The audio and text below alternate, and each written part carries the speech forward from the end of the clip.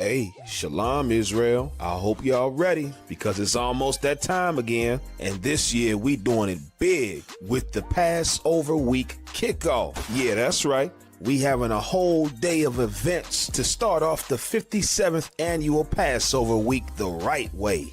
We're going to have the annual lamb slaughter hosted by Captain Akkad, rides and bounce houses for the kids, horseback riding for the adults, and pony ride.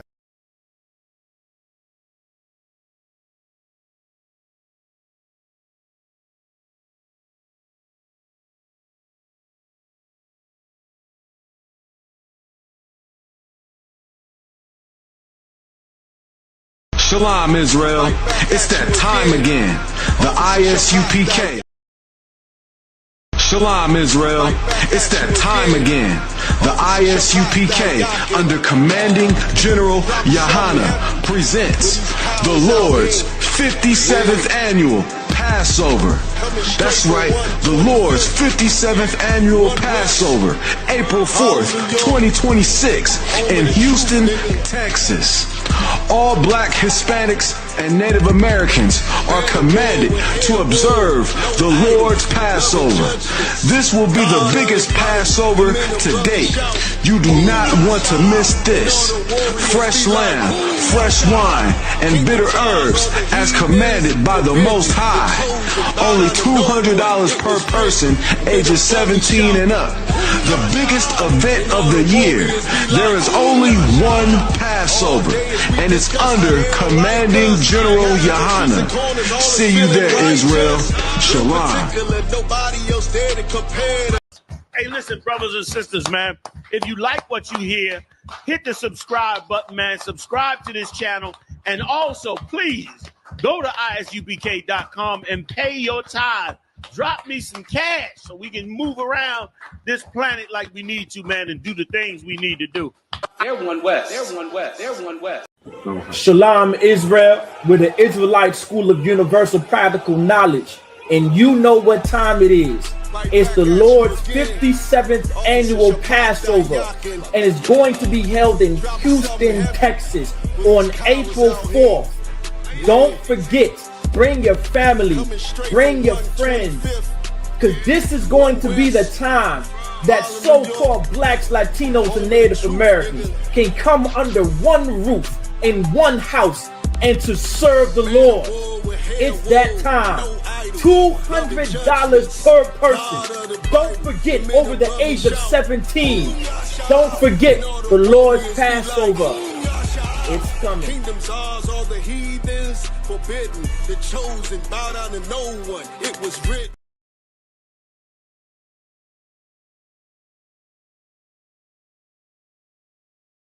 Shalom, shalom, shalom.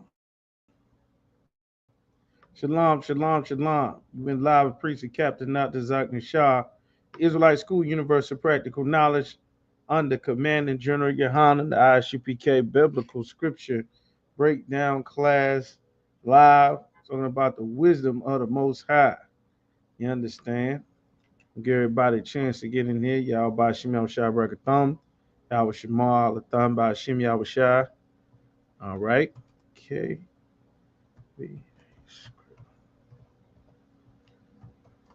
Anybody got any questions? Bring your questions in the room. Your breakdown live. All right.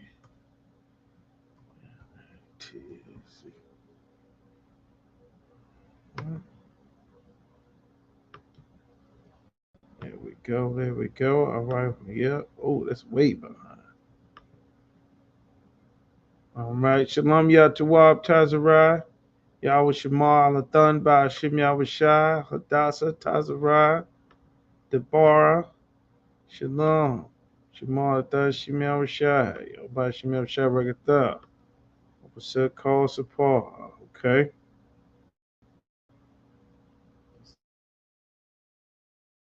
All right. All right. Okay, there we go. All right, we looking good. Huh, it's still showing a commercial.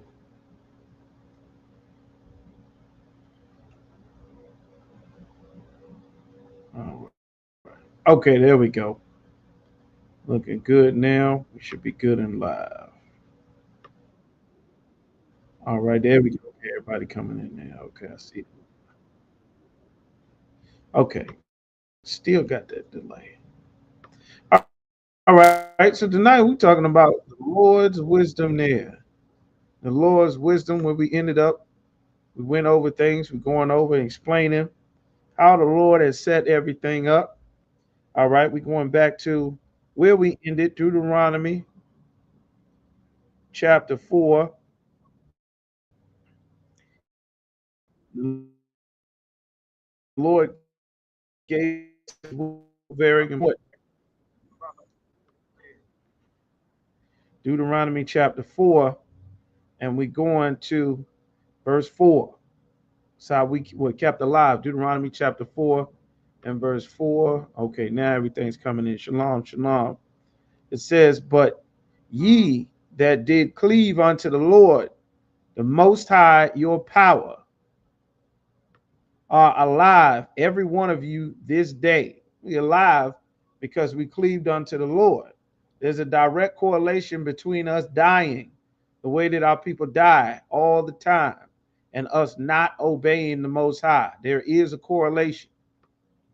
You understand? Every one of you this day, behold, I have taught you statutes and judgments, statutes and judgments, rules. I've taught you these things, even as the Most High, my power, commanded me. These commandments and things came from the Most High. It wasn't something that a man made up. It isn't something that's subject to change. That ye may do so in the land, meaning in the land, we're supposed to have land. This is where we go. And what about the land? Whither ye go to possess it? There's a correlation between us not owning our land and us not obeying the Most High. There is, and it's a very important thing for us to learn, because we are in a state of survival, a state of scramble. Our people becoming, you understand, homeless all over the nation, all over the country, all over the world, because the Lord gave us instructions. And these instructions were how we possess the land. And by us not obeying those instructions, that's what ended up setting us back, ended up putting us in that situation. All right. So that's Deuteronomy chapter 4 and verse 6. Now he said, this is your wisdom and your understanding, therefore, and do them. Okay, hold on one second, y'all. It says, keep therefore, oh boy.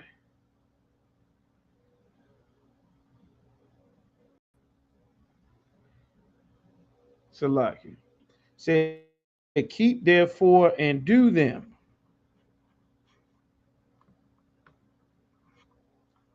Ain't nobody.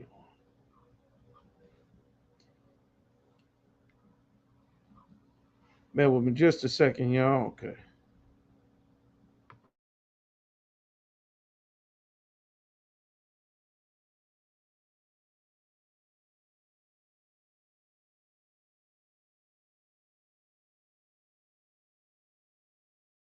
Shalom Israel, with the Israelite School of Universal Practical Knowledge, and you know what time it is.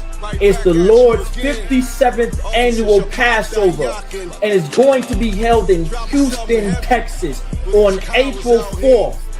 Don't forget, bring your family, bring your friends, because this is going to be the time that so-called blacks, Latinos, and Native Americans can come under one roof in one house and to serve the Lord. It's that time. $200 per person. Don't forget, over the age of 17. Don't forget the Lord's Passover. It's coming. Kingdom's ours, all the heathens forbidden. The chosen bow down to no one. It was written. All right, Khan. That's right. The Lord's 57th annual Passover coming up. Pay your Passover fees, get your registration going. But the Lord said, Deuteronomy chapter 4 and verse 5, and now verse 6, he said, keep therefore and do them, for this is your wisdom and your understanding in the sight of the nations. Like, we've been looking for wisdom in all kind of ways to be wise, and everybody else's gods and all their religions and their cultures, and their religions, gods, and cultures were able to build and gather, but our wisdom and our understanding. That's not how we get fixed. These rules that the Lord gave us, you understand, would cause the other nations to hear all these statutes, all these rules, which they did. They were exposed to our rules and our laws, and they completely changed their entire way of living and restructured their societies as best they could, using this wisdom that the Lord gave to us, that our people have largely rejected, for the customs of the other nations of people. And he said, and say, meaning the other nations of people would say, surely this great nation, meaning these rules would make us a nation by default, is a wise and understanding people. You understand? Our people go to Islam looking for wisdom, looking for the proper way to live and how to restructure their life and get balance. Our people go to church, into Christianity, which is the wisdom that the oppressor has, the white man has set up for themselves. We go into the Asians and their different cultures and wisdoms, and what do they say to eat and how they live and survive and how they operate. East Indians, and what do they do and what's their culture, and all of these different cultures of the world, because we are looking for something to give us wisdom and understanding. Now, because it's not what them set up, the wisdom and understanding that we find is not the one that is for us, and is not the thing that keeps us alive, that gives us our reality. Like right now, our people don't understand nationality. We think nationality is where you're born, what language you speak, your name.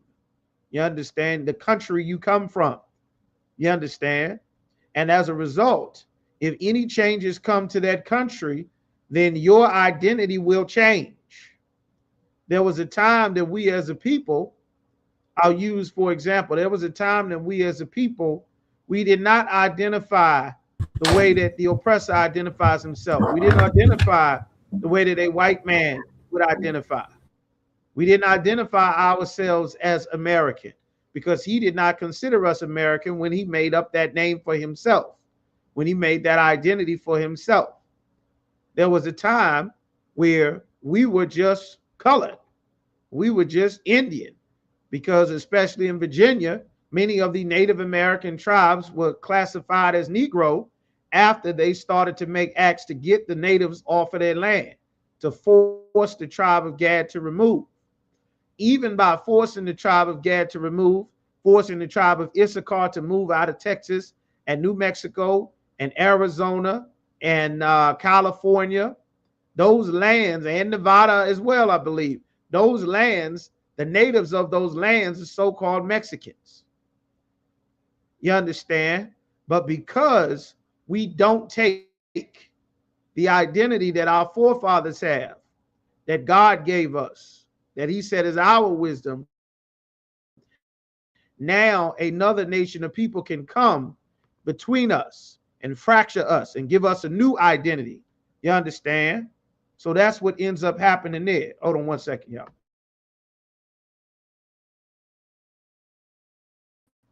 And that's what the Lord is saying. This is the thing that would make us wise, especially now that America is ending. Not just America, all the world empires and governments are coming to a close. You understand? All of them are coming to a close. And it's very important that all of our people get back to our wisdom and understanding. We've been following the wisdom and understanding of another nation of people for so long, and it has led us astray. It's led us into all kind of lives and all kind of identities that we would have never taken on had we known who we were and had it been so clear. You understand? So let me a scripture here. All right, shalom. Jim Shabrakatah. Join us up at the school. This is what the Lord said. I'm talking about the Lord's wisdom. Micah chapter 2 and verse 10 said, the Lord said, arise, meaning to rise up, arise. That's what the Lord said. And depart. Depart from what? Depart from the wisdom and the customs of the other nations of people, because this place is coming to an end. For this is not your rest. We weren't supposed to look for rest amongst the other nations of people. We weren't supposed to. It is almost time to go home. You understand? Black man, woman, and child, it's time to prepare to go home. We should have been preparing to go home, but it's past time. You understand? That's what the Lord said. It's time to go home. He says, this is not your rest. We tried to find rest and a place to fit in to our oppressive society, to everybody's society. We tried to fit in amongst the Arabs. We tried to fit in amongst all the people. Everybody knows.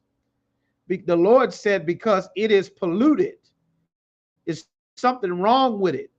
It's damaged. Its core is evil. The Lord said it's polluted.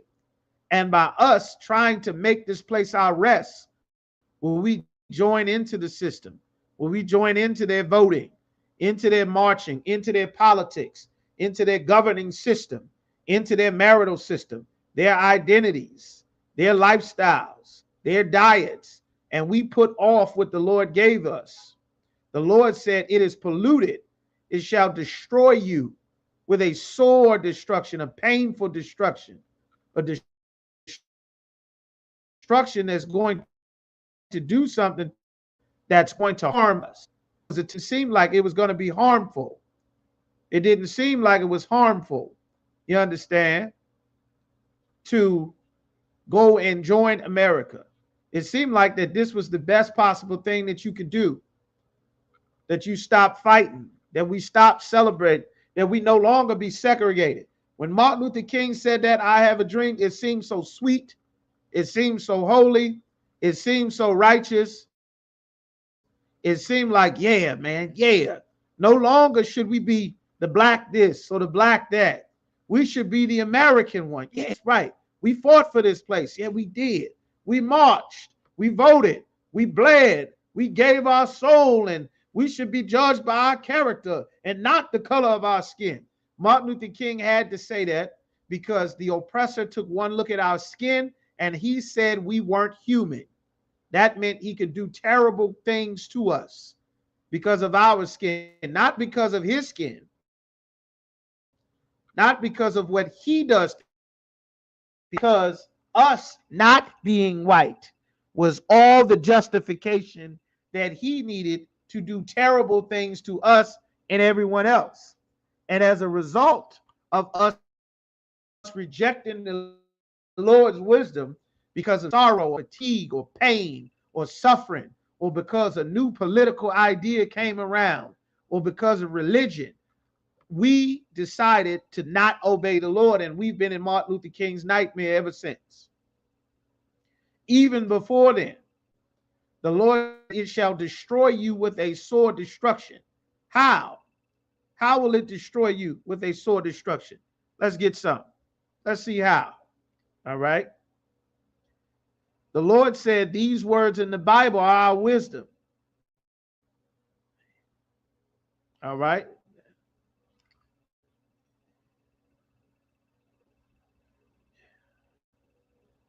How do we get here?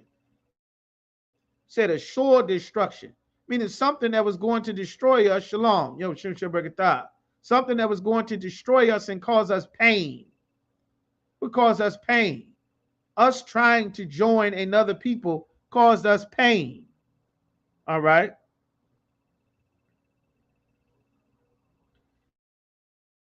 All right.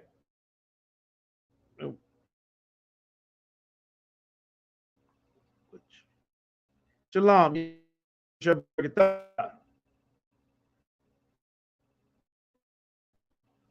chapter. All right. I'll fix it for you. Go ahead. I'll fix it. Yeah.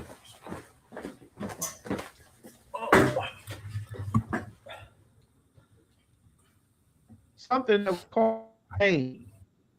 Chapter 22 and 5. Things become painful unto us.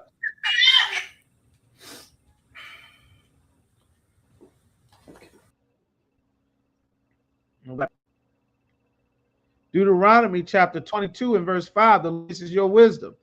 He says, the woman, meaning a woman, shall not wear that which pertaineth unto a man.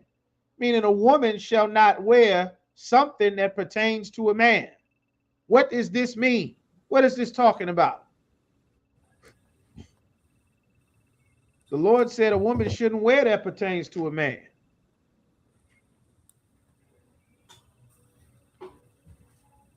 There's a lot in that scripture. I want to see who's paying attention, who can understand what's being said. You got the scripture. Shalom, Kalatazar, Chimshah Bergatha. All right. All right, Hebrew. Imadah. Nasha'arakah. Shalom. Yaquab in the building. Shabbergatha. Mr. Raya. Azarachah. Shalom, shalom. What does that mean? What is the Lord even talking about? Yabakar in the building. All right. Right. All right. We got some good answers. Y'all coming out the gate firing. All right. Now, that's wonderful. We got some answers. Sister Zarakar, quick on the trigger. All right. Said physically, mentally, spiritually. That's right, sister. That's right. Talking about homosexuality. We didn't get there yet. That's a good point, brother. That's right. But we didn't get all the way there yet. A woman can't lead. That's right. That's right. You're correct. Sister Rise said women don't wear pants and look like men. All right. Now, that's a very good point. There's some religions and some religious groups. That's right. Studs, the daggers. Right. Some religious groups say that women aren't supposed to wear pants because pants is a man's garment. It's a man's outfit. You can hear the type. Women taking on the persona of a man. That's right. But that's too soon. It's too far, brother. That's good. You on the trigger. Lesbianism not allowed. That's right. That's correct. But we ain't got to lesbianism yet. We ain't made it there yet. This is before you can even get on that highway. Yaquab, you got your hand up. You was going to say something, brother? Color on con, sir. Just for clarification, we're doing Deuteronomy 22 and 5, right? 22 and 5. That's right. Color on con. Slack, sir, if I may. Is it pertaining to clothing? That's right. We got laws about clothing. Can't wear the pants of the family. Okay, I think y'all fancy yourselves spiritual, huh? Y'all. I figured y'all to learn a thing or two or three. Okay. Well, it's many layers to an onion. You understand? Y'all, these are all good answers. But it says the woman shall not wear that which pertaineth unto a man. How do we know what pertains to a man? How do we know? Salakia, sir. How do you know? How can we measure what a woman is supposed to do, what a man is not supposed to do? How do we know? Because the Scottish man, the women in Scotland wear skirts, and the men in Scotland wear skirts. How are we supposed to know? The Egyptians wore skirts, the men wore skirts, and the women wore skirts. So how are we supposed to know? Go ahead, Yaquab. Salakia, sir, because our garments showed clear distinction between a woman and a man. We wore war garments. Right. That's correct. But every article of clothing is not a garment, though. There's garments for ceremony. There's garments we wore to camp. There's things we wore to battle. But every garment is not for ceremony, like your work pants. You go to your slavery, that's not a garment. Your t-shirt, that's what fake Israelites don't understand.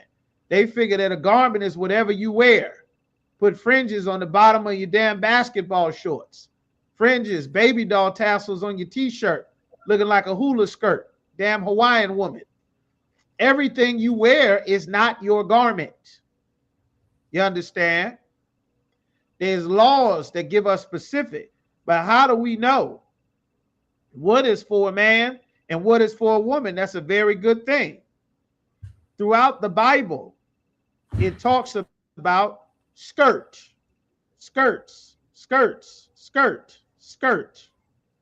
Now, all right, and cut off the skirt. All right. So it does talk about things. Now, there are pants. I don't want to get too far. I just want to give it so we can move along. There are pants that are made for a man. These are good answers, y'all. It's written. That's right. There are pants that are made for a man. And there are pants that is made for a woman. You understand? Go ahead, Yaquab. Slack it, sir, if I could. I want to give it more. Is it the law about putting the fringes and the border of blue on a man's pants that separates it?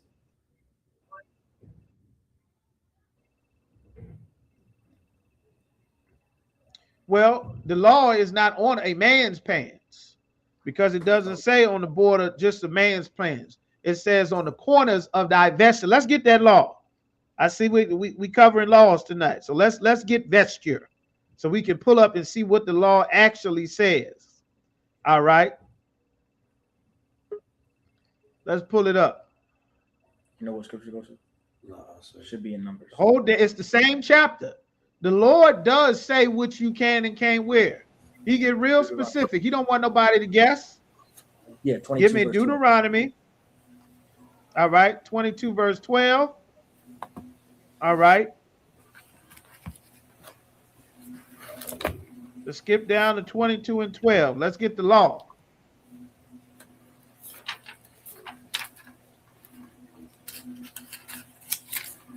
It's just further down. Just skip down a little bit. 22 and 12. Come. The book of Deuteronomy. Read it, Yaquab. Come, sir. The book of Deuteronomy, chapter 22, verse 12. Thou shalt make thee fringes upon the four quarters of thy vesture. The four quarters of thy vesture. You got to know about sewing and seam work. Quarters of thy vesture. Why does it say it's where two seams meet together? The bottom of your shirt is not where seams meet together. If you got two pieces of fabric or linen that go together, that's where you're putting the corners of thy vesture. You understand? Like on when you got the corners of your, damn. I'd have to go grab a garment. You ain't gonna see it. But the corners of your garment, down your arms, down your legs, where pieces and seam fabric meet together. The Native American tribes had it going down their legs along the seam and down their arms from their wrists, going down across the back of your shoulders, going across your shoulder blades, where two pieces with two seams are meeting together in the corners of the garment. You understand? All right. Shalom. Smaller thought Shemal shots. It's all right. That's correct. You got good answers. Wherewith, go ahead. Wherewith thou coverest thyself. Where you cover yourself. Right. Now, some religions say that's what that means. Some religions say that a woman is not supposed to wear pants. Fake Israelites say that. Jehovah's Witnesses say that. So like there are pants that are made for a woman that are not made for a man. You understand? There are shirts that is made for a woman. They don't ever make the argument about shirts. Since a man can wear a shirt, that means a woman, she shouldn't be allowed to wear a shirt either. Shirts are for men. So what's the woman supposed to wear? You understand? They got drawers for a man. And they got undergarments for a woman too. You understand? So because a man gets some underwear, that means a woman can't get none. Like the Lord gave us laws, and something about the wisdom from the Most High is he did not give us religion. He gave us real life things. Religions try to make what God gave us the power to do magical and religious, because the things that God said are a part of our spirit, and they're not compatible with the other nations of people. Christianity tries to make baptism religious, when the purpose for baptism originally was to wash your nasty behind, to get the sickness out, to get the dirt out, to get the filth out, to get the blood off, to get the whatever, to make sure that you didn't take your dirt, germs, bacteria, and filthy behind around other people before you cleaned yourself and your clothes and your sheets and whatever else may have become unclean because of what has happened in that area. Later on, they came up with sciences. And those sciences, from learning what we did by custom that the Most High gave us, Matazah, give me the Gentiles become a law unto themselves. Give me that in the New Testament. When they do by nature the things contained in the law. For generations, we were bred to keep God's laws. Those were the only people that stayed alive. That's why we started in Deuteronomy 4:4. There's no Egypt. There's no other nation of people. If you didn't do what the Lord said, you died. Your children died. You didn't get to make more people. They died. So eventually, the only people that were still alive is the people who would obey the Lord and keep the commandments. As time went on, we got wicked leaders that allowed you to not obey the Most High.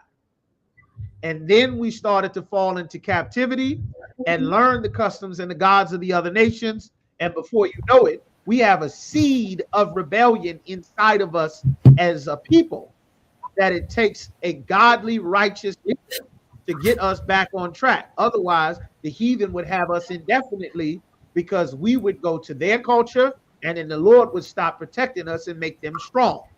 You got what I'm looking for, Matazah? You still searching? Khan, sir, I have it. Pull that scripture real quick.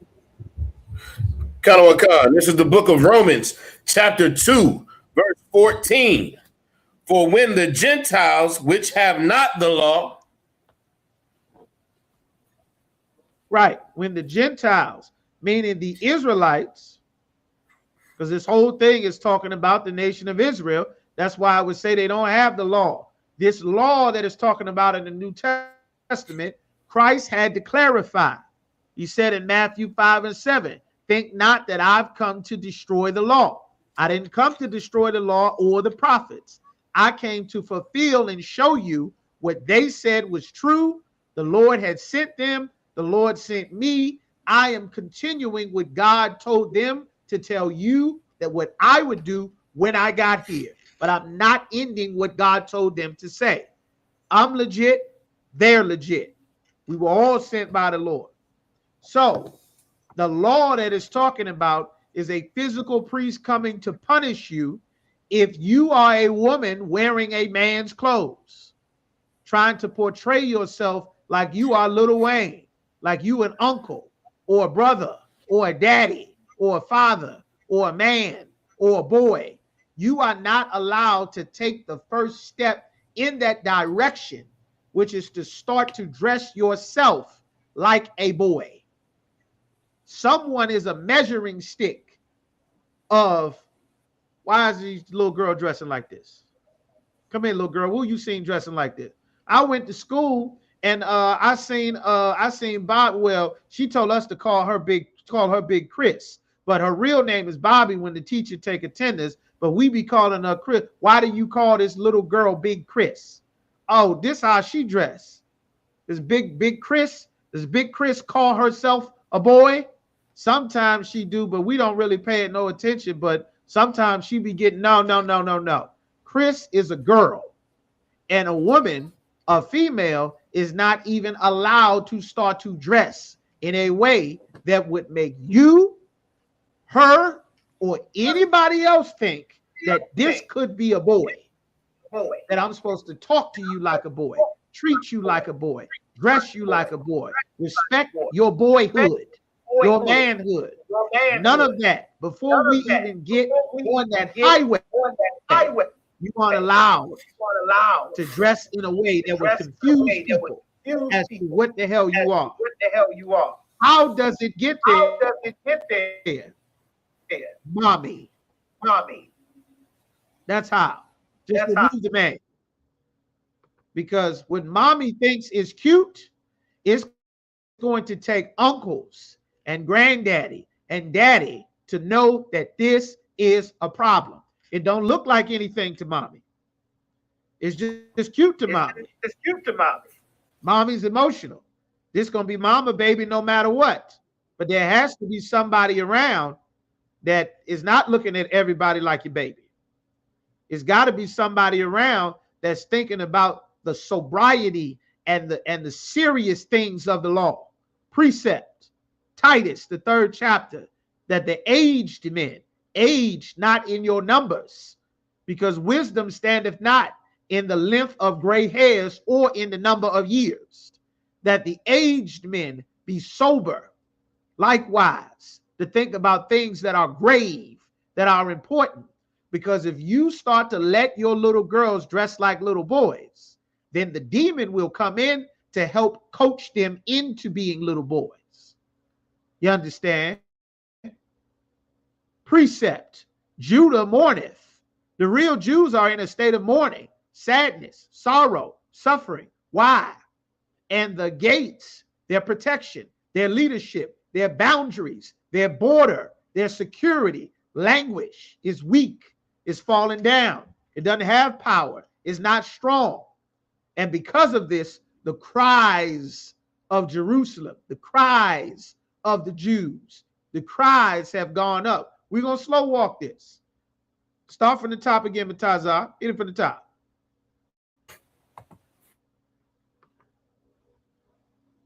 Salakia. I'm hitting mute. You hitting mute. Okay, now go ahead. This is Romans chapter 2, verse 14. When the Gentiles, which have not the law,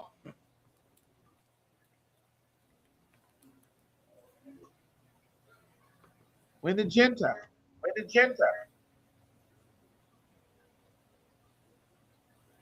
Hey, break it up. When the Gentiles who don't have a physical priest coming to punish you, who is looking throughout the city to see what is in violation of God's rules. Man, a real big reverb. Whose reverb is that? Is that you? I believe that is me, Just Adawan. turn it down a little bit. Come. I think that's you, Matazah. Okay, just turn it down a little bit. All right. Keep going. Do by nature the things contained in the law. It says do by nature, because these things contained in the law is the nature of a Black, Latino, or Native American. That's our nature. It's our nature to take care of the stranger that came from a place and we don't know.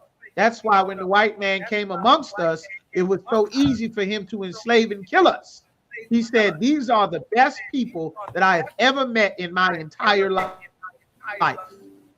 Let's kill them. That's literally what the Columbus and the conquistadors said.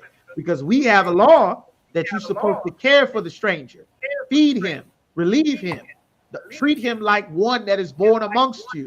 But because centuries earlier, our people stopped serving the Lord, we start to try to have brotherhood and sisterhood with the other nations' people. God, and that's not wise. The Christian church removes the protection of God's wisdom that keeps us alive, like he said in Deuteronomy chapter 4.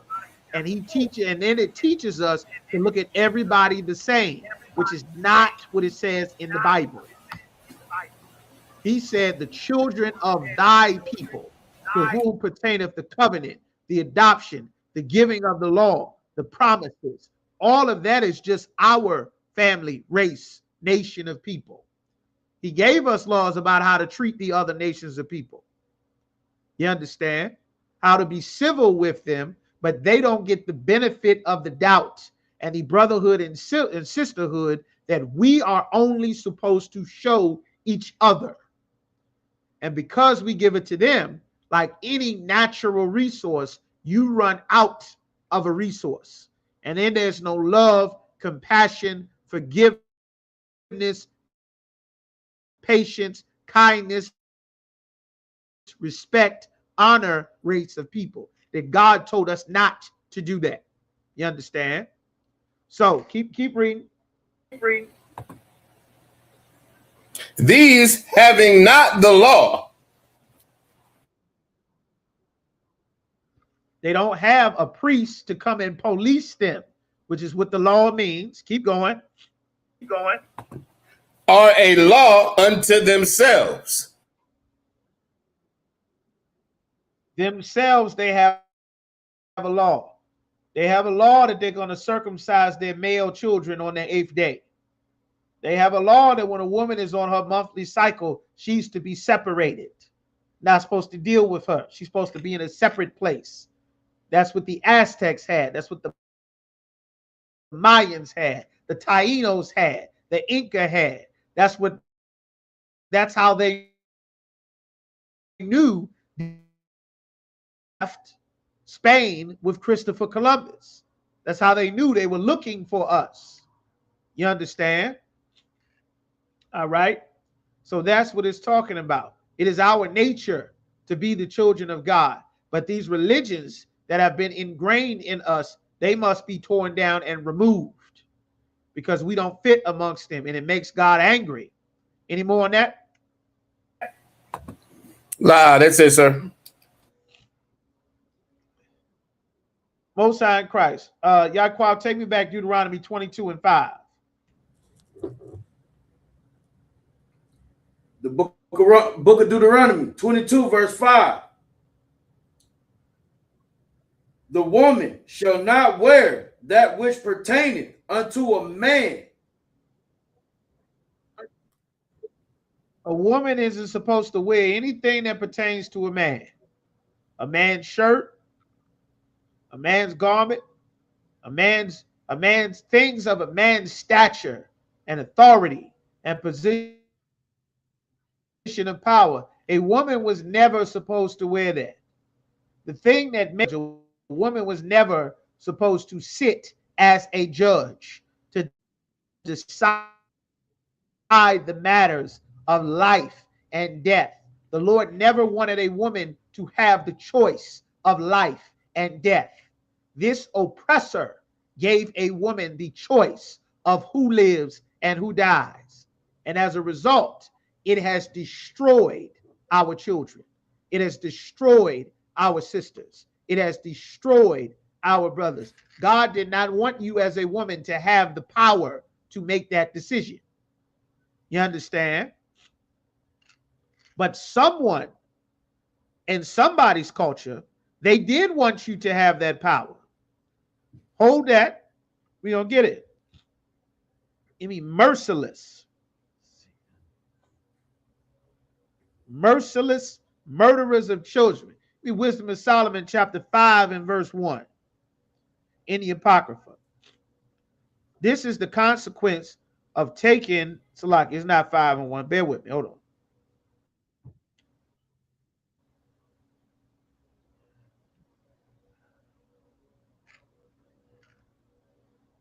"12 and 5, Salakia. Wisdom of Solomon, 12 and 5.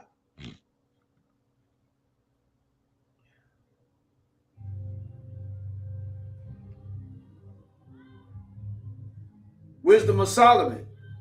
See, Chapter these 12, other verse nations, 5. they did start at 4. Come. Wisdom of Solomon. Chapter 12, verse 4. Whom thou hatest for doing most odious works of witchcraft. The Lord hated these other nations of people because they did witchcraft. What does God say witchcraft is? Keep reading. And wicked sacrifice. A wicked sacrifice. What does God say is witchcraft and a wicked sacrifice? What does God say? I want y'all to type in, answer this question. What does God say is a witchcraft and wicked sacrifice? You get ready to read it. Read it, Yaquab. Verse 5. And also those merciless murderers of children. This is a witchcraft and a wicked sacrifice. Is what? And also those merciless murderers of children. A murderer of children. God called that a witchcraft and a wicked sacrifice. This is talking about infanticide and abortion. Keep going. A murderer of a child. And devourers of man's flesh. They destroy the flesh of a man. You understand? To devour the flesh of a man. This was the customs of the other nations of people. Keep going. And the feasts of blood. They feast. They drink blood. They eat blood. A feast. A feast is a big gathering together to eat. They eat blood. They drink blood from animals and people. They eat people. You understand? That's called cannibalism. They have a soup in Asia called fetus soup, where they eat the soup of a baby. They eat the soup or the embryo of a baby. And they take and they put it into a soup and turn it into a stew. And it's called fetus soup. That's right, sister, abortion. That's right. You are not allowed to have an abortion. God does not give you permission to be a merciless murderer of a child. You understand? Keep going. Verse 6. With their priests out of the midst of their idolatrous crew. With their priests out of the midst of idolatrous crew, meaning they have gatherings and they have religions and leaders. Many good horror stories are about praying and devouring children. You understand? Damn, I can't think of what's the name of that story. Ah, man. It was part 1 and part 2. Ethan Hawke was in the first one, and in the second one, the little boy failed. Where you videotaped it, they killed your whole family, and then the house was haunted. And the damn video, old world Assyrian and Babylonian customs and cultures of the people, just like hanging that goddamn Christmas tree that these silly Christian preachers teach you to do, while they say abortion is a woman's right to choose. You understand? No pastors preach, not Hansel and Gretel, is sinister. Sinister. You understand? But Hansel and Gretel might be another one. attacking the children. You understand? So witchcraft. Keep reading. And the parents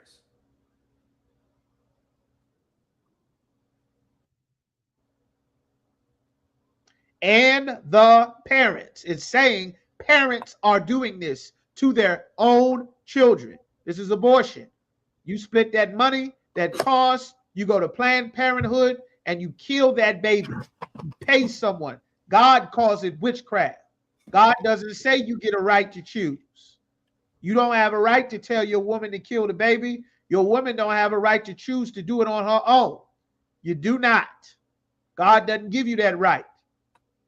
Once you start to decide that you will kill your baby, that you will take rights from a people that teaches you to do something the opposite of what God said is your wisdom and your understanding, those people can now demean and degrade you as a people. They can now lower your status as a people. They created the eugenics movement to stop dark-skinned people from populating throughout the earth. Anyone that was not white. The white man has a problem genetically. He cannot reproduce himself like the rest of nature can reproduce. He can't make children like the Arabs and Africans and Asians and East Indians. He is an inferior genetic man. His reproductive organs are inferior. His white woman is infertile. Her reproductive organs are inferior to everyone across the rest of the earth. Europe is not making enough white people to continue their white race. And if anybody has sex with a white man or white woman, those children will not be white. The seed of them will be white according to their father, but the pure, pristine whiteness, the caucasity of it all will be diluted, and you'll end up like Meghan Markle. You won't be Sleeping Beauty, Snow White, Princess Cinderella no more.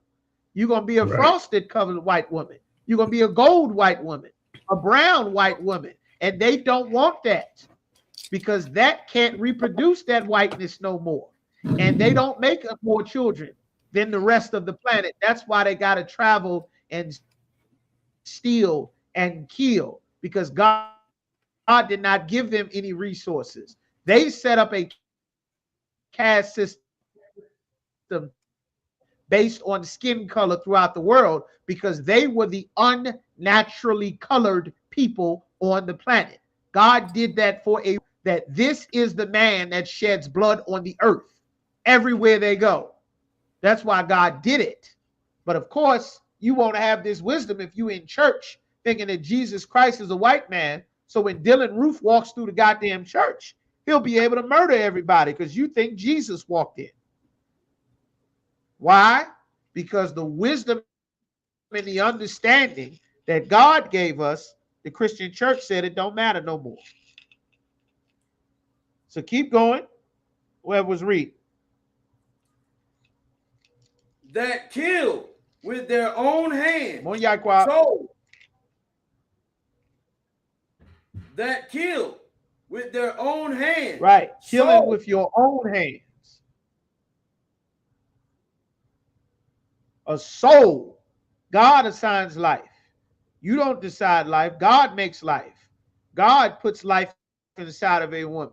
The man's seed fill out the request order, and God approves it by starting to form a baby inside of that mother for those 10 months, according to the Bible. You understand? Fertility procedures is fertility. Are you talking about in vitro or freezing your eggs, stuff like that? It's not a sin for you to freeze your eggs, no. But now, when you come, that's why it's very important to get counsel from the Most High about what you do, because two lesbians will go and take their egg and then go and get a damn sperm donor and create a baby, and you got two women pretending that one of them is the damn man, and ain't no man nowhere. Then the woman leave you while you pretend to be the man, and you a man, a woman pretending to be a man with no rights to this child. and you on child support, and you a woman. It's a whole bunch of confusion. You understand? If that's what you're talking about, it's not unlawful, no. But you should get some counsel. Taking drugs to become pregnant, no. Fertility medicines and drugs, no, that's not unlawful, no. No, it's not unlawful. All right. A soul. God assigns a soul. The white man been trying to create life for the longest. God assigns a soul. All right. Keep going. Destitute of help.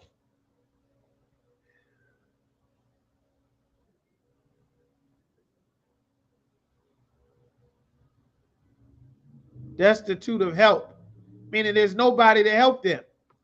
That's an evil people that'll kill your baby, kill their own baby. A woman go to a doctor that's supposed to help her, and then the doctor is set up to kill the baby. Like, that's an evil thing. That's another reason why the Lord is going to destroy America, and also another reason why our sisters and our people are catching so much hell. You don't have the right to kill no baby. Give you the right to take no baby's life. It's a baby growing inside of somebody because the Lord started that. The Lord decided. You know how many people on the planet want to have a baby but cannot? Because the Lord did not give them one. Sarah was barren, and she entreated the Lord and asked for the Lord to open her womb so that she could. But if you follow the wisdom of another nation of people, they'll convince you, oh, you're not ready. Might be true, but still don't give you. You cannot undo life. The Lord give life. You understand? That's why the Bible says, we're talking about the wisdom. It says the lips of an enemy speaketh sweetly. All right. Speak nice and sweet. All right. Let's get that. Get that for me. Mataza. Con. Says the lips of an enemy. They speak sweetly. It's in the Psalms. Pull that. Con, sir.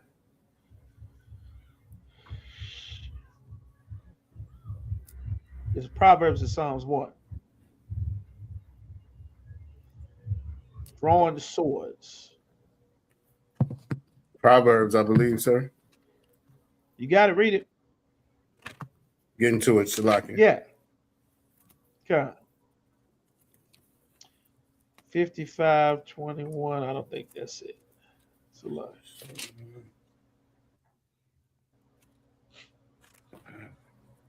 An enemy speaking sweetly. That's what it is. Where's Urash at? Where is it, Urash? Enemy speaking sweetly. Are you referring speaking to sweetly with his lips?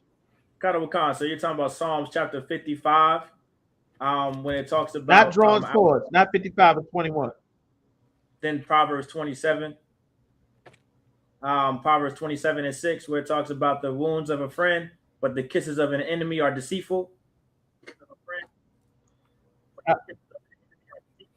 No, not that.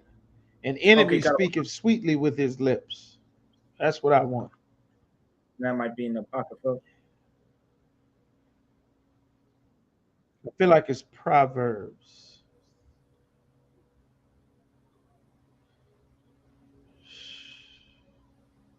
Go to Ecclesiasticus chapter 12, verse 16. And then also Proverbs. The one he wants also is in Proverbs chapter 26, verses 24. Yeah, Ecclesiasticus 12 is. That sounds like it's about right. Salaki, I have Proverbs 26. What are you holding, Mataza? Let me hear it. Khan. This is Proverbs chapter 26, verse 24. Go ahead. He that hateth dissembleth with his lips, No, that's not it. Salakia, sir.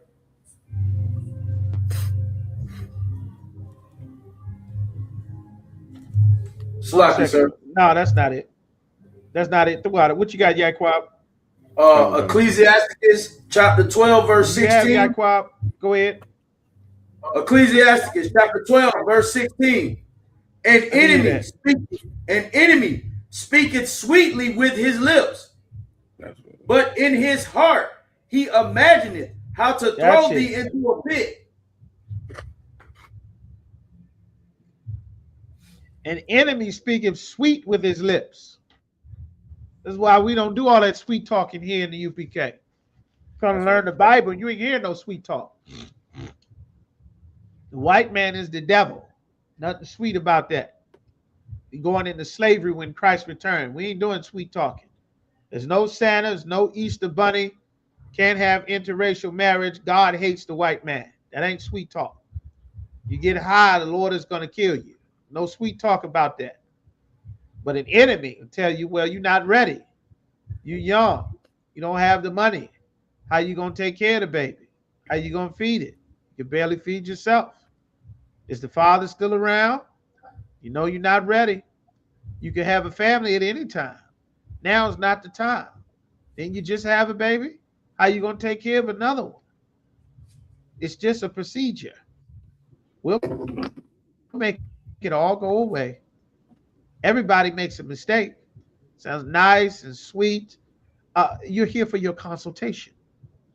I understand this can be a very trying time, and we want to make this as smooth as possible. And, you know, it's your right. It's health care. And we want to make sure that as many women as need this type of care, and to no, you are killing your baby. Killing the baby. You shouldn't be comfortable killing the baby. It shouldn't make you feel good about murdering the baby.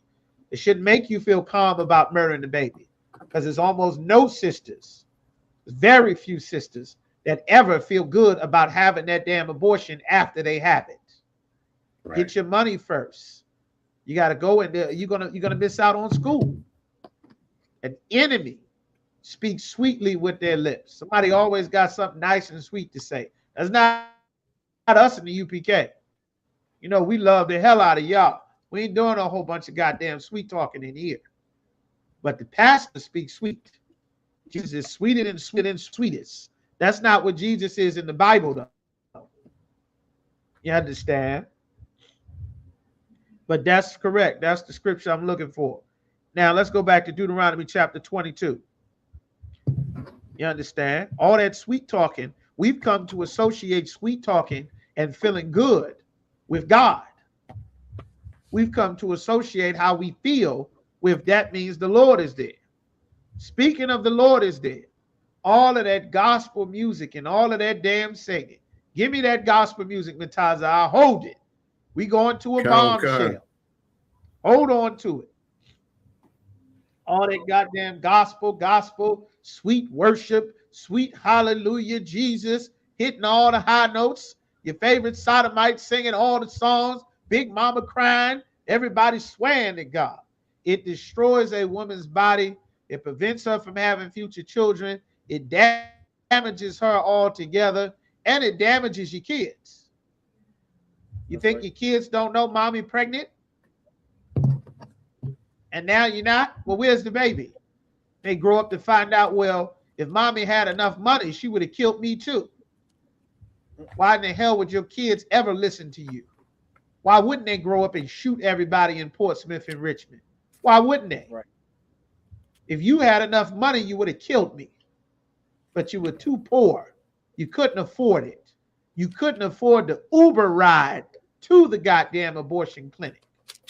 That's why I'm still alive. Well, you know what?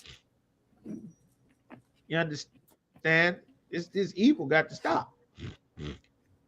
But it has to be called evil first.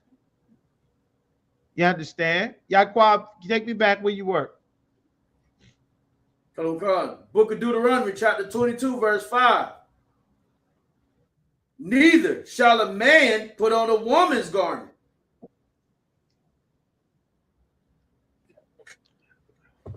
No, start from the top. Start from the top. Salaki, come. Book of Deuteronomy 22, verse 5. The woman shall not wear that which pertaineth unto a man. This idea and notion that a woman is free to wear whatever she wants, she is supposed to know clearly that this is a man's clothes, this is a man's outfit. Do I look like a man? Will people think this? I am a man. Why do I want to wear this man's clothes? Why do I want to wear some? I remember there was a time, generations ago, depending on how young you are, you may have never heard this because everything got so watered down in the black community. They would say, that's for girls. That's for boys. That looked like a boy. That looked like a man. I'm not wearing that. That looked like a man. You should put the sweater on. No, that's a girl's sweater. I'm not wearing that girl's sweater. These pants, no, them look like girls' pants. Those are girls' socks. It don't matter. You just wear whatever. Then I remember somewhere that the standards was completely gone. You understand? People started wearing pajamas to school. Then they started wearing slippers to school. Then it was like what the hell is going on? You just woke up, rolled out of bed, and you went to school. You didn't get dressed, didn't brush your teeth or shower. You understand? You at school in your night clothes. Sidebar: a sister just got arrested and kicked off a Spirit flight because she wearing the wrong goddamn clothes on the flight. She got some box hugger pants on, tight all up into her damn tail, trying to ride the airlines, and they put her off the plane, and she like, what's the big deal? She don't understand that there's a dress code, that there is someone who dictates to you what you can and cannot wear. Someone above you. You don't have the final say. It don't matter if you're comfortable in your body or not. It don't matter what shape you are. It don't matter how old you are. If you are a woman, there is an authority over you. That authority is put there by God. Removing that authority gets you killed, gets you missing, gets you hurt, gets you used, gets you abused. I wore PJs to school, but did because it was pajama day. Yeah, don't do that. Yeah, I hate you, sis. It's all right, but you understand that's why. But a woman, there's a boundary for a woman, and that's in the law. Starting to remove the boundaries that the Lord has set up. How do you find out what's for a woman? Men tell you. That's how you know. Right. Brothers dressed feminine, got called alternative. Yes. And then, thanks to Cameron, brothers start wearing pink. And then brothers with pink don't match anything. Give a damn what you got. Pink matches nothing. Nothing but black and other pink. And then over time, they started to make pink shoes with gray in it. Then pink and gray started to match. Then they made pink stuff with blue in it. Then pink and blue started to match. Those colors don't match in kindergarten. When you learn how to color and the color wheel, they don't go together. Now, it's not a sin to wear them together. You understand? But gradually, the barrier and the guidelines for everything just disappeared. A woman shall not wear that which pertaineth to a man. Keep going. Neither shall a man put on a woman's goddamn skinny jeans. Lil Wayne had brothers. Lil Wayne had brothers wearing them tights, wearing them leggings. He started that. And them skinny jeans. Them skinny jeans are not masculine. They're not masculine. Rappers started to teach brothers to wear pants hanging off your behind. Pants hanging off your behind and sagging was prison culture. You understand? Right. was pants hanging off your behind so that other inmates could see the crack of your behind and know that you were open for the taking, that you were a boy. You understand? That you were available so that other men could go now and try to have sex with you. That's where that came from. And stupid rappers made it popular to do that. And then prison culture got filtered into regular society. Why? Because there wasn't no more boundaries in the house. Entertainers started to decide what was right and what was wrong. And this was done strategically. Go ahead, Yaquab. Select this, sir. Con, if I could. Also, what nice pushed that on them? Also, what pushed that on them was those rock and rollers wearing them jeans that only came up half, like what Prince used to wear. They get it from that culture too. And if you remember, skateboarders was the ones that came out with the skinny jeans that couldn't pull over the butt. Yes. Those the ones Wayne started wearing. The skin tight clothes. A Dutch, European, white boy punk rocker, multicolored hair. All of a sudden, niggas is dyeing their hair, dyeing their dreads, pink, yellow, gold, purple, just like gay white men from Europe, wearing skin-tight clothes, just like gay white men from Europe, popping pills, just like gay white boy rockers from Europe, eating their families' pain medicine, their Oxycontin and Vicodin and codeine and aspirin medicine, just like alternative lifestyle white boys from Europe, putting needles into your vein, shooting up, just like white boys from Europe, smoking bongs, all of the culture that the white boys took from other races of people as the white man traveled the world, stealing from everybody, painting your nails green and black and blue, just like gay white men from Europe. You understand? That's who you started to pattern your life after, because Christian preachers failed to give you your culture. Right. This came with integration. Smoking weed, LSD, PCP, cocaine, crack, meth.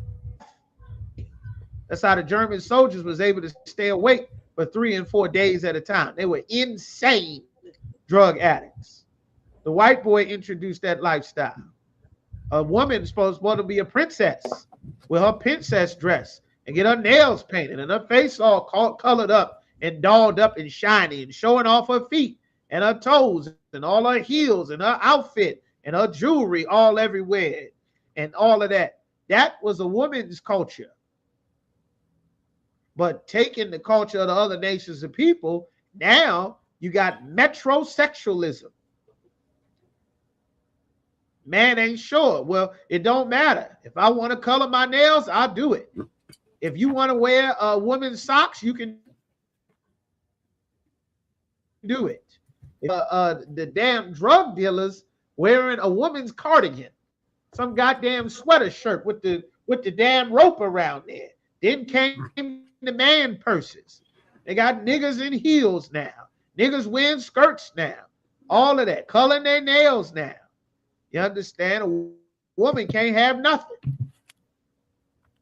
Before it ever makes it to this point, to further erode away our society, God gave a boundary so that you never even got on this highway that a man was not free to wear anything that made you think this was a woman. There was a clear definition of what a man and a woman and a girl can wear. It was a clear definition. Keep reading, Yaquab. For all that You got do to be so, ready, brother. Come on with it.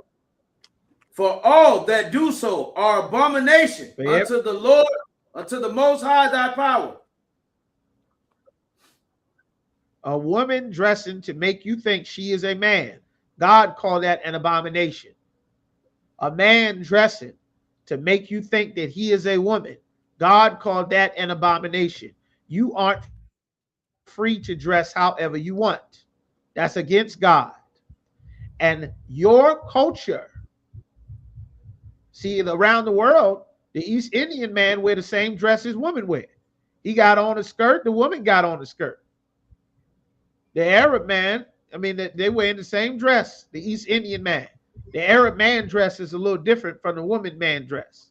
You understand? But the East Indians in Asia, they wearing the same skirts. You understand? God put a difference between a man and a woman. The other nations of people, they don't always have a clear difference between a man and a woman. The white man show up to Asia, he want to take the little boy and dress it up as a girl. The damn Arabs take a little boy. You know what Muhammad called little boys in the Quran? For all of you got Muslim friends, he called the little boys virgin pearls. That's what he called a little boy. Not a warrior, not a young brother, not a young lion, the way the Bible calls a young man, or a lion's whelp, a young lion roaring, trying to get his claws together, trying to get strong and box and get powerful, full of life and vigor. Nah, that ain't what they call a little boy over there. They call him a virgin pearl. You understand? Them Arabs do nasty and terrible things to little boys and grown men and grown women. Any of your girlfriends tell you about some trip to Dubai, everybody getting flown out to Dubai and all expense paid trips? They sisters going to Dubai, getting Birkin bags and rich, and the damn Arabs is taking a dump on them. Like you go to the bathroom and relieve yourself when it's time to make a bowel movement. They getting paid so that the Arabs, rich men that have our oil from the Middle East that we don't control because we took on Islam and Christianity and Egyptology when we were in our homeland. And now the other races of people have all the riches that belong to us. Well, with that wealth that we are supposed to have, they take that money and then they give it to our sisters while they pull their pants down and pee and take a dump on them for money. You understand? You see, when you get rich, what we are supposed to do with our wealth, our spirit and nature is supposed to be different from another nation of people. When Jeffrey Epstein and Donald Trump get $1 billion, they want to go kidnap little children and have sex with them on the island. They don't want fields of greens and strawberries and take care of the poor and be the powerful, righteous ruler, feeding the neighborhood, feeding the city. All my people straight, I'm taking care of the neighborhood. They don't want that. They want to starve people, hurt people, abuse people, violate people, make people grovel and beg and degrade themselves. This is why God told us don't ever join another race of people. Don't marry another race of people. Don't allow them amongst you. Don't keep their company. Don't reverence their gods. God gave us wisdom because he knew what they were all over our communities, and our sons and daughters is going missing all over the country. You understand? That's why the Lord said, this is our wisdom and our understanding. Let's get some more. Let's skip some more. All right. Bear with me. Let me see. We're going to skip down to verse 22. We're going to skip down to verse. Damn. Oh, this is so good. Oh, shit. Hold on.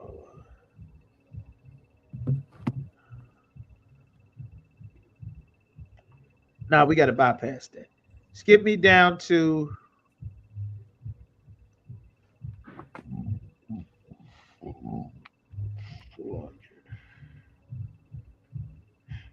No, we can't. We got to do it. Give me verse 13. Matazah, give me verse 13. Let me hear how you sound. Salaki, sir, I was holding a different verse. What chapter? I know we're in Deuteronomy. What chapter is it? Oh, Salaki, what you holding? What you holding? Amos 5:23.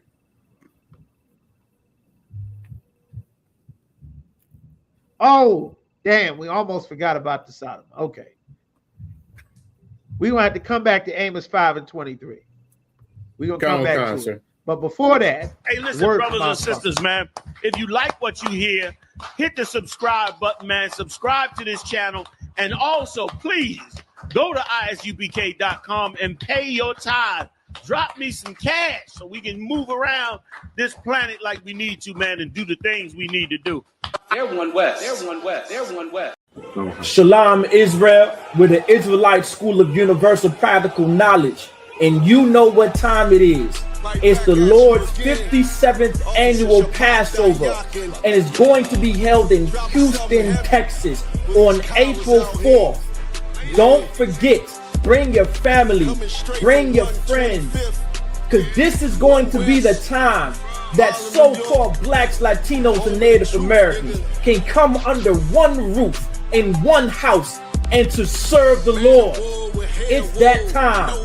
$200 per person. Don't forget, over the age of 17. Don't forget the Lord's Passover. It's coming. Kingdoms ours, all the heathens forbidden, the chosen bow down and 54th annual 57th annual Passover coming up. Make sure you do your registration, pay your Passover fees, $200, everybody, 17 and up. You understand? Most High in Christ, all right? So let's continue where we were. We want to go now to, oh, damn.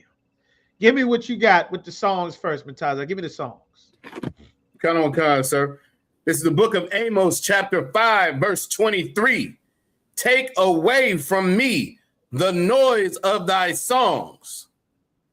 Salaki. See, the Lord does not want to hear any song. Yeah, you. Why does he say take thou? Meaning because you singing a song to me. Rap music is not dedicated to God. R&B is not dedicated to God. Blues and jazz, southern rap, that ain't dedicated to God. Praise and worship music is dedicated to God, but it's not going to the Most High. The Lord said, I don't want to hear you singing me no song because you don't do a damn thing that I say.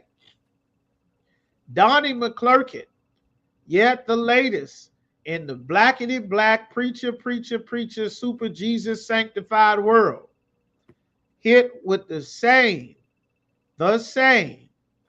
nasty alternative lifestyle sexual allegation lawsuit, just like Tyler Perry, that he was hitting on some white boy, trying to turn the white boy into his girlfriend. Well, Donnie McClurkin got hit with some lawsuit. The damn children's church and the men's outreach and some man alleged Donnie McClurkin with sexual misconduct and all kind of vile sexual nastiness that he apparently did not want to have with Donnie McClurkin, who was his spiritual advisor. Well, he got a lawsuit going on against Pastor Donnie McClurkin now. All of this goddamn singing got to stop. The Lord wants the songs to stop so that you will stop getting high off the music and realize all the hoeing and all the goddamn LGBT alternative lifestyle getting slung around because you singing these stupid songs, ignoring that it's a man dressed like a woman with his nails done, hitting all your favorite notes. You understand? We got to wake up from this. Without them damn songs, you wouldn't be getting robbed by the preacher. You get high off the music and think God is there. God doesn't want you to associate music with him. God wants you to associate doing what the hell he say with him. You understand? So that was it on that. All right. We've been associating singing with being close to God. And when we open the Bible, none of the things that God said to do, our people know about. God said, don't eat pork, crab, shrimp, and lobster. we eat it and pray in the name of Jesus and then die. Foot fall off, knees stop working, fibroids swelling up, thyroid swelling up. Why? Shrimp, pork, crab, lobster, digestive tract shutting down. That's our wisdom. Bypassing that to go ahead and sing a damn song and then disobey the Lord just to die. You understand? It shouldn't be this way. All right, so take me back to Deuteronomy chapter 22 and verse 13. This is the things that make us wise, so that the other races of people would see this and say, oh, they wise. These people got their God close to them. We praying to a goddamn statue. They pray, and then our village floods. We need that reputation because that is what will protect us. If you don't have the Lord's protection of a terrible power, then you'll have a God that accepts anything. They can abuse you, rob you, and take whatever they want before you know it. They'll be on top and we'll be on the bottom. Keep going. Okay, so this is Deuteronomy chapter 22, verse 13. If any man take a wife, if a man take a wife, this is very important. It's a ton of confusion as to what a wife is. Why? Because the rules that God gave us about what makes you a wife, we'd have been taught those rules is done away with. A man takes a wife. The only way that you get to become a wife is with a man. If you are a woman with another woman, you are not a wife. She is not a wife. You understand? It's not possible. What makes you a wife is the scripture get ready to tell you. Keep going. And go in unto her. It's a specific action that is being done that makes you a wife. A man take a wife and go in unto her. He's going inside of this woman. Now, this woman has become a wife. That's how it's done. This is what God said marriage is. Not a ring, not paperwork, not a song, not an Instagram post, not a party, not a reception. This is what God said is marriage. Keep going. And hate her. Now, after you've gone, a man have sex with a woman and hate her. He don't like her anymore. He hate her now. You understand? Now it's going to get specific about this situation. Pay attention. Keep going. Verse 14. And give occasions of speech against her. He speaks evil against this wife that he went and had sex with her now, and now he speaks evil against his wife. There should be a reason you speak evil of your brothers and sisters. You aren't allowed to just say all manner of evil for no reason. The Bible, again, you remember last week in class where the brother told the Lord that I swear whoever come out of my house, as soon as I get home, if you let me defeat these enemies, I'm going to kill him and sacrifice it to you. And then he got home and his daughter run outside. Daddy, Daddy, you're home. Shalom, shalom, Daddy. He's like, oh my God. No, why did you do this? Damn it. Well, what you say matters. And we have a culture of people where everyone says any and everything, and nobody takes into account or the severity of what you say. Right. You understand? Man or woman. And it's too many women running their goddamn mouth in the earth. This is a major problem. All this goddamn freedom of speech is not godly. Men and women, you're not allowed to say whatever you want, but especially women. You're allowed to say whatever you want. That has put everybody in a bind. You understand? Some of you saying things that's destroying your children. Sisters destroying their children by what they say. You don't realize you're going to turn your daughter into a whore or your son into a drug dealer because of what you say out of your mouth. That's why you got to come into the truth, so that a priest of the Lord that is not a sweetheart, that is not a gentleman, will help you understand to shut your goddamn mouth. We don't speak sweetly with our lips, because I'm not your enemy. You understand? Keep going. And bring up an evil name upon her. And bring an evil name upon her. Meaning he's saying this woman got an evil name. What is the evil name? Is he called? No.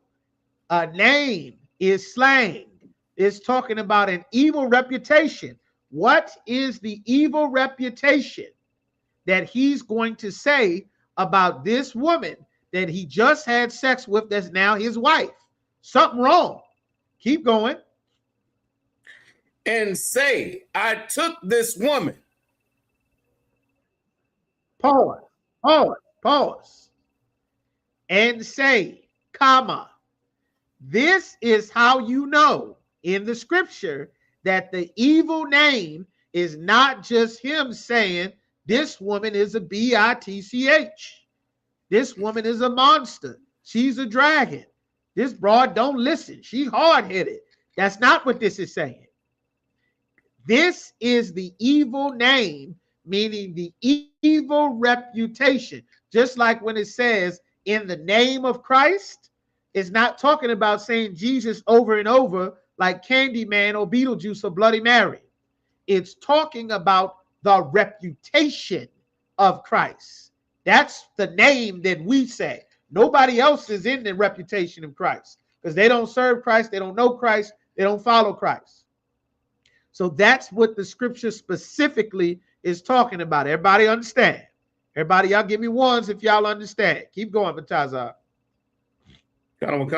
I took this woman. Meaning I took her. I've been talking to her. I've been dealing with her. Taking her does not mean you find her on the street and you snatch her up. Because that's how heathens get a woman. You see her, she beautiful. You bust her upside the head. You chase her down the street. You throw a blanket or coat over her. You throw her in the back of the van. Bam, we married now. That's how heathens operate. The only people who has a rule that you can't just go snatch up a woman and then have sex with her and say you married when she's saying, no, stop, get off of me. No, that's not marriage. Something special coming for you, but that ain't marriage. And the scripture is going to say what you get, the special prize that you get for snatching women up. But that's not what this is talking about. He says, when I took this woman, keep going. And when I came to her. Meaning when I had sex with her, keep going. I found her not a maid. Said I found her not a maid. She wasn't a maid. Meaning she wasn't a woman. She was something else. Does that mean she's not a female? Let's find out. Keep going. That's not what it means. Verse 15. Then shall the father of the damsel. Why does it say the father of the damsel? Because that father matters. The only reason that all of this here matters and means so much is because of this father. And you get ready to find out. Keep going. And her mother. And her mother. Why does it say the father and her mother? Because the evil name against this daughter is your reputation. The parents' reputation. And without understanding all of this, everybody, I'm my own individual person. I'm my own man. I'm my own woman. We all do our own thing. Everybody spent no. You are a continuation of a people that has already been here.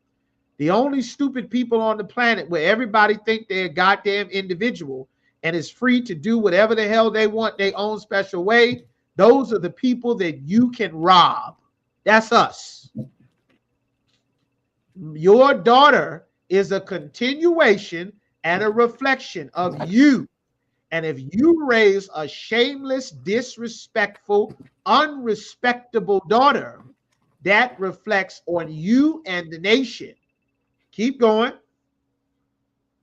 Take and bring forth the tokens of the damsel's virginity.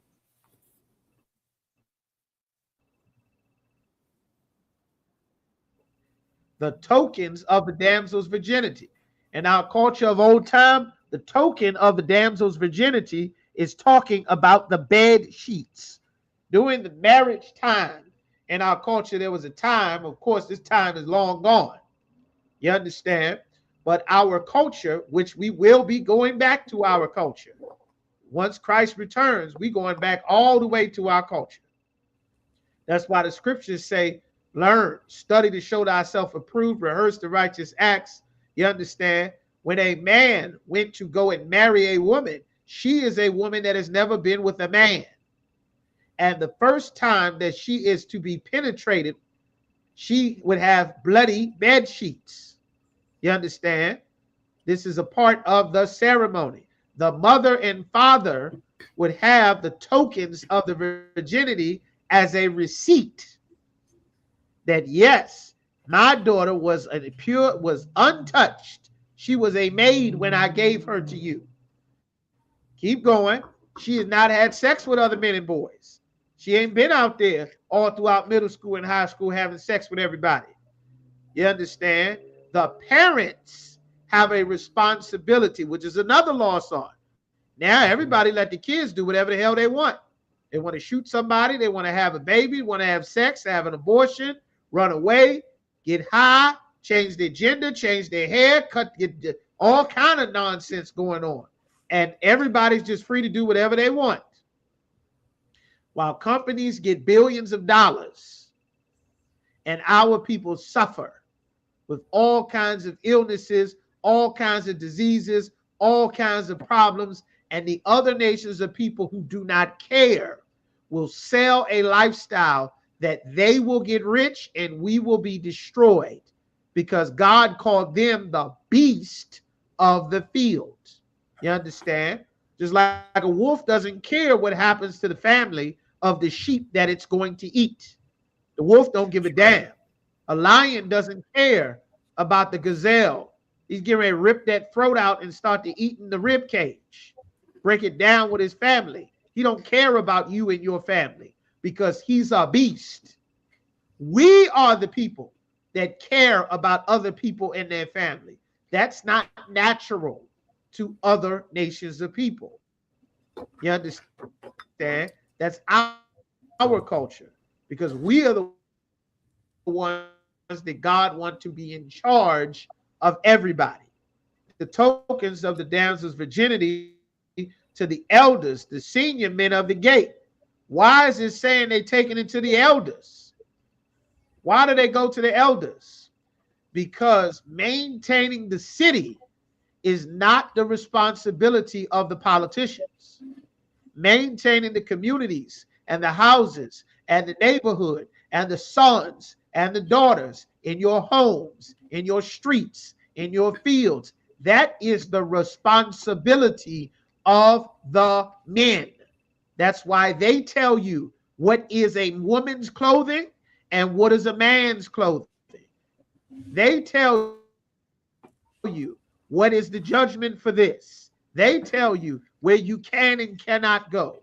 What is the rate, how much it costs. You cannot be with this woman. You cannot be with this man. She is off limits. He is off limits. They die. You pay this. You pay that. They get this. They get that. We're going to war. This issue gets solved this way. There must be men empowered to rule the community. If you remove a man from power over his daughter will have sex with anyone. that she chooses, which sounds like a good thing until you take a look over the decades when the father is not deciding who can and cannot have sex with his daughter. You'll find out that the daughter ends up having sex with men who don't like her, who don't want to make a family with her, who don't want children with her, who don't want to answer the phone when she calls the next time, who don't want that feeling that you thought you had that feeling because of these words that you were being told so they can have sex with you. And then afterwards, the number changed. Your Instagram is blocked. Your Facebook is blocked.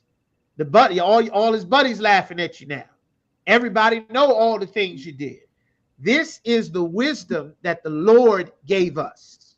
Now, you don't know who the hell your kids are. Who the hell knows the teenagers? We go to the court, mama in the courtroom saying, that ain't my son. My baby ain't done that. He's a good boy. That's a good girl. She not perfect. Ma'am, we got your daughter connected to 3 shootings, 2 homicides, and 4 robberies. Right. Not my daughter. Not my baby. No. What did you do? Why they saying you shot all them people? Mama, your son is shooting everybody. Mama don't know. Why? She don't believe it. Why? Because you got strangers in your house. How did we become strangers to our own families? We let another race of people raise us.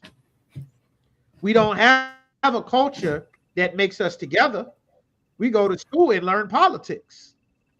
The politics about light skin versus dark skin, the politics about Pledge of Allegiance, the politics about the white man's history of him robbing and stealing everybody, the politics about what's the proper way to speak according to a white man, his English, his science, his biology, his mathematics. You fill your entire soul up, and when it comes to learn about God, you learn about the white man's God or the Arab's God.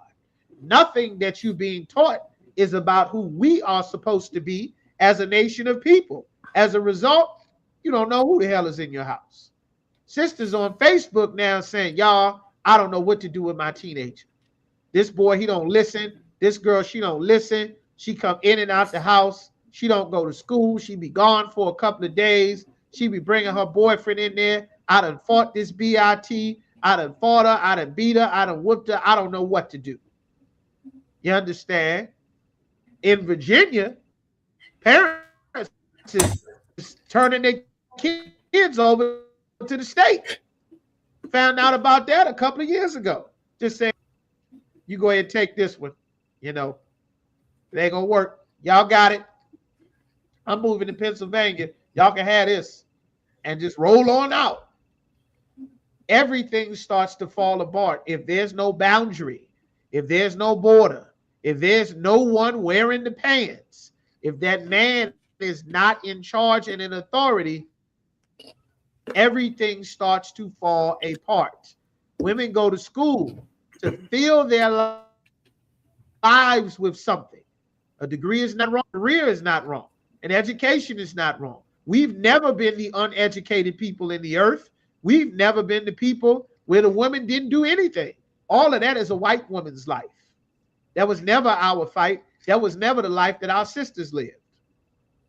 But to circumvent the life that the Lord set up for our sisters have married themselves to the empire, to the career, to the job, to the degree, to the education, to the pursuit, to being the battery that this place drains in order to keep going. But now it's time for the empire to start to consolidate itself because it's about to end. Donald Trump come in and pull the plug on everything. Nursing ain't a real career no more. All these independent women business grants is gone. You understand? He taking all of these things away because it's time for us to wake up and come back to our culture The planet is about to be. That's what time we in.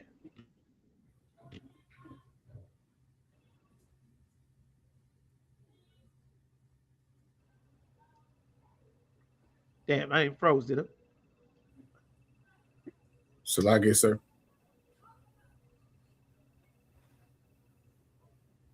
Yeah, give me 15. No, Salaki. 16. Come. Verse 16. And the damsel's father shall say unto the elders. The damsel's father is going to speak to the elders. Why? Because this is his reputation. This is his daughter. His continuance. Yeah. All right, let's give it a moment. It's saying I'm a little choppy. All right. Everybody, I'm gonna speak just for a little bit. Everybody, give me a 2. If you hear me, if you can hear me clear, give me a 2. If you can't hear me, give me a 1. If I'm breaking up and I'm sounding choppy, y'all give me a 1. But if I'm clear, give me a 2. I just want to do this before we keep going. All right. I'm clear, give me a 2. All right. So give me a 1 if I'm breaking up and if I'm choppy, but if I'm clear, give me a 2. All right. Let's put that in there. All right. Just let me know. We're gonna do that before we go on a little bit. All right. All kinds of things. We just want to make sure everything decency and in order. We're gonna get to it. All right. 2, I'm clear. Everything looks breaking up and choppy. Let's give it a moment. I get 2s. All right, Most High Christ. Are we good to go? 2s, I'm clear. All right, 2s, everybody. 2s all around. All right, go ahead, Matazah. Give me 16. Come, so you can start from the top. Yeah, please. Come. This is Deuteronomy chapter 22, verse 16.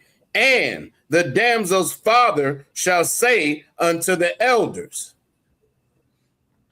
That bad name and reputation reflects on that father. A woman must be made to know that her actions reflect on someone besides herself. It reflects on someone besides yourself. It's not just you and yourself and your body. A woman, a daughter, you are a possession to your father. That's why the father gives his daughter a possession under his care, his watch, his correction, his tutelage to raise her up and to make sure the environment of the city, of the council, all of these things is what a group of men make sure. That's why this father is answering for his daughter, because he raised this daughter in his house, and how his daughter is talked about and the things his daughter does is a reflection of him and his reputation. So the defeat the patriarchy might say, the feminists might say, well, that's so misogynistic. And what about me and my reputation and my name and what I think and what I feel and my body and my choice? Well, let's examine that. Let's play devil's advocate for a moment. This father, his name and his reputation is for a number of reasons. The elders in the city who run the city are there for a number of reasons. Reasons that you may not realize why your life was so dangerous growing up. Because there aren't men in power and authority that obey the Lord, that run the city that you live in, that you grew up in. Philly and Richmond and Baltimore, Roanoke, Pittsburgh, Norfolk, Chesapeake, Portsmouth, Suffolk, Franklin. There are not men of the Lord with power and authority that run your city. Those men of power and authority run the city so that nobody can come and take anybody's daughter out of the city. Nobody is free to come and go, period, in the city. That's why it said, where does he bring them? Where do they bring the tokens of the virginity? Where do they bring them at? At the end of verse 15. I want you to make sure that you're paying close attention to all of the words that's in the scripture, brothers and sisters.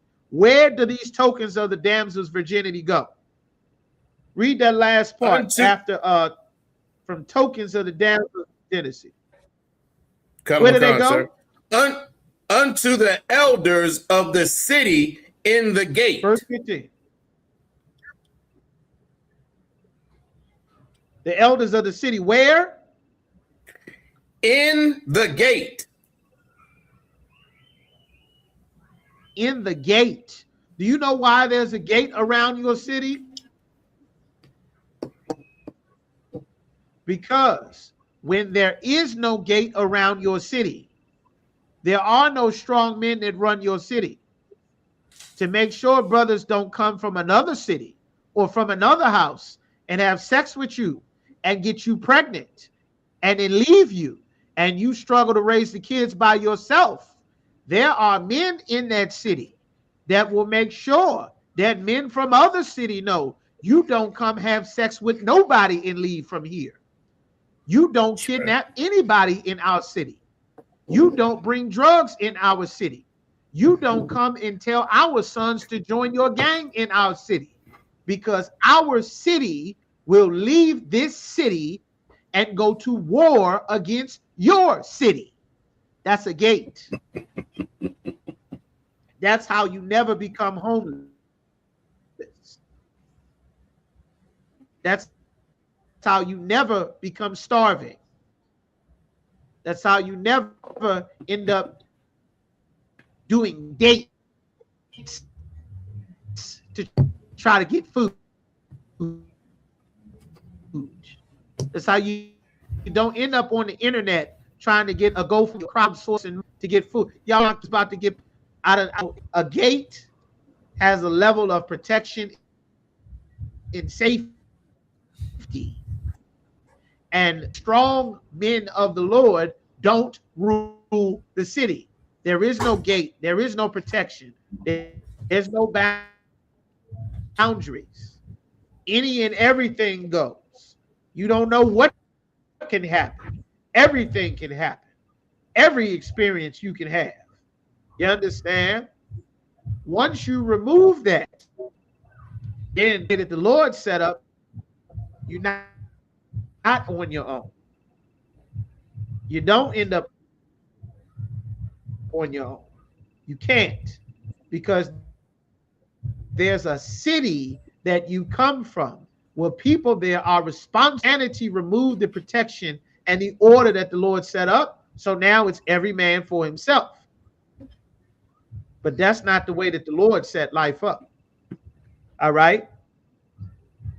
So now, give me 16. The damsels. So you want me to start? You want me to start back from the top? Father shall say unto the elders, Khan, I gave my daughter unto this man to wife.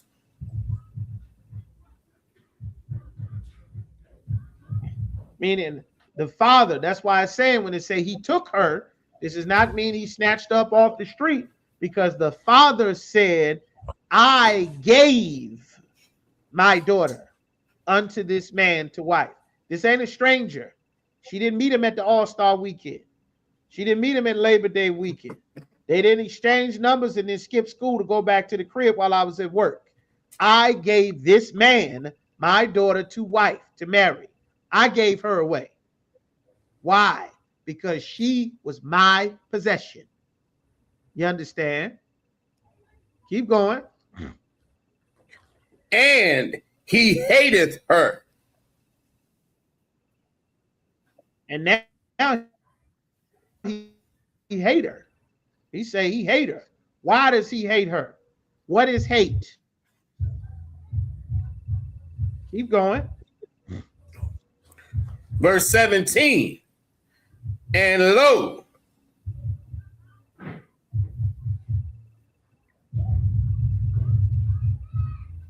And look now, I gave him my daughter to marry, and now he hate her. And this is what's going on. Keep going. He hath given occasions of speech against her.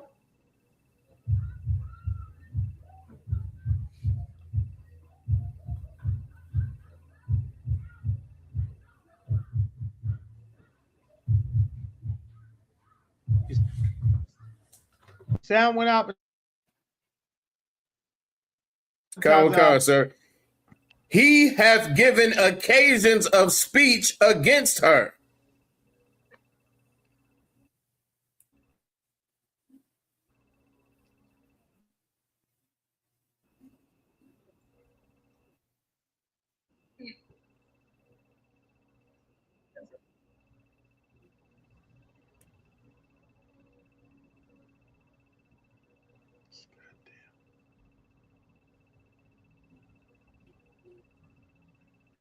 Salakia, sir, did you hear me? No, I didn't hear anything. Sir.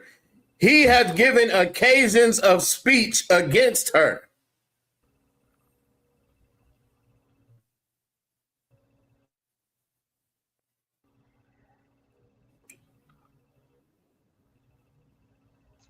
So nothing. Salakia, maybe I'm reading too loud. Can you hear me now? I don't want.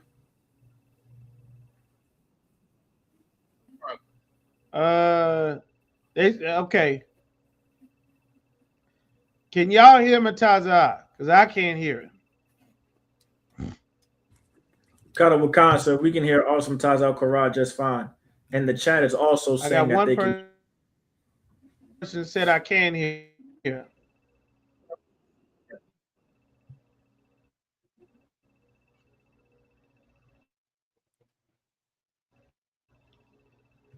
I got one.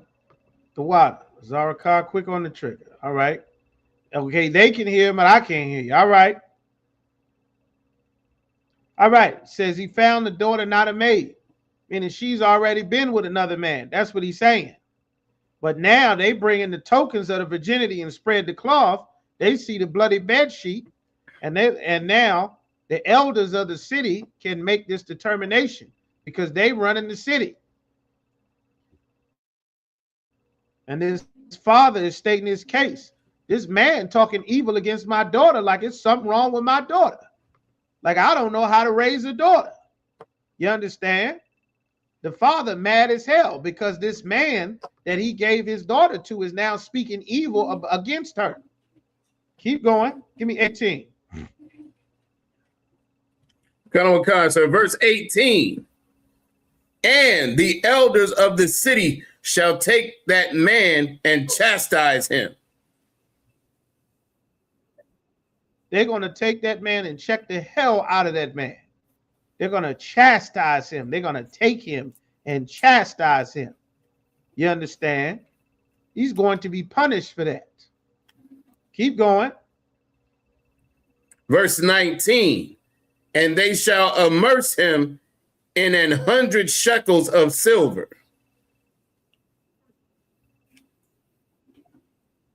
They're going to fine him. He's going to be fined 100 shekels of silver.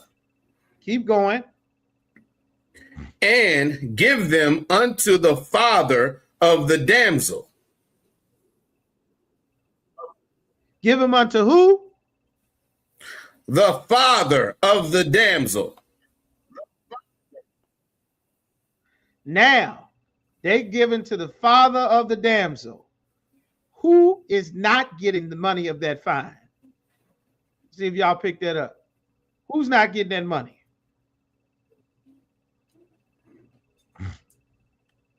They're going to the father of the damsel because this is that father's reputation on the line. Go ahead, Yaquab. Come on with it. The brother that made the accusation isn't getting the money. He ain't getting the money. He the one that's being forced to give up money. That's right, DeBar. The daughter. The daughter is not getting the money. The wife. Hold up, sis. Ain't no ex-wife. The daughter, yes, that wife. Ain't no ex-wife. Ain't no getting out of this. This nigga's trying to find a way to get out of being married to this woman. That's why he's speaking evil against her. He's trying to say this wasn't no good woman I got here. But they got the tokens of her virginity because it goes to the father. This is a receipt. I gave this untouched woman to you to marry. You don't get to throw her away now. They're going to chastise you. They're going to check you. You're going to be thoroughly, you understand, dealt with properly, and you're going to pay a fine so that you watch your goddamn mouth and get your mind right. Because you aren't allowed to say whatever the hell you want just because you feel a certain way. This man lied on that sister. That's right. That she'd already been with another man so that he could try to find a way to get out of having to keep that sister. You don't want to know more. You want to give her back. You want to get rid of her.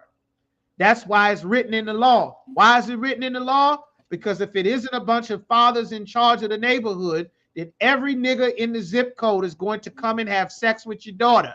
And then they're going to leave. And then you'll all end up raising babies by yourself because he don't want to have sex with you anymore. Unless there is men that run the city that will beat your head and fine you for lying on a sister. They're going to stand up for her. They're going to check into the matter. It's a serious accusation. That's right, sister. This is a serious accusation. He ain't thinking about what's going to happen to the sister. He don't give a damn. Right. For one reason or another. He figured this is a small matter. And sex is not a small matter to the Lord. It is permanent. You understand? Keep reading. Because he hath brought up an evil name upon a virgin of Israel. This not only is an evil name or an evil reputation or an evil accusation upon a virgin. A virgin is a young woman or a woman of marriageable age, of childbearing age, not a baby. This is an actual grown woman that's ready to be married, that's been given away by that father, everything done right and proper, and he opened his mouth to say evil against her, like you hear all the time. All your rappers, all of everybody, you hear them all the time. Man, I don't like this beat. I don't mess with her no more. Nah, she old news. We don't deal with her no more. You understand? I pass it to the bros. Send it to the homies. She bad and boozy. Started your dog, put her in an Uber, send her home. Send her back to her man. You can be with your man. I ain't trying to stop you. You mad because I hit your baby mama. You understand? I hate my baby. No. You had sex with her. This is permanent. The Lord is not going to let anybody out of this. Because none of the virgins or the daughters of Israel just give it up for no reason. None of the daughters of Israel go and marry a man after they've already had sex with another man. That's not community tale. That's not busted open sexy red. That's not do it for the gram. This ain't sliding down the pole. This ain't it's some hoes in this house. My wop, wop, wop. No, these is princesses. You don't just run through them and throw them back and send them back home. Brother. That's an evil thing that you did.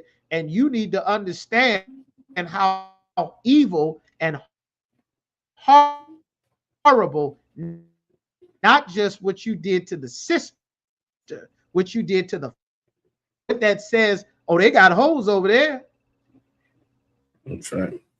What they say? Where the hoes at? Oh, the hoes, they over there. West Guy, what's the name? Over there? They all over there. That's where the hoes at. Right there. Yep, that's where we headed. That's where I'm headed. That's where we man. We hit over there to Westgate. We hit them down the terrace.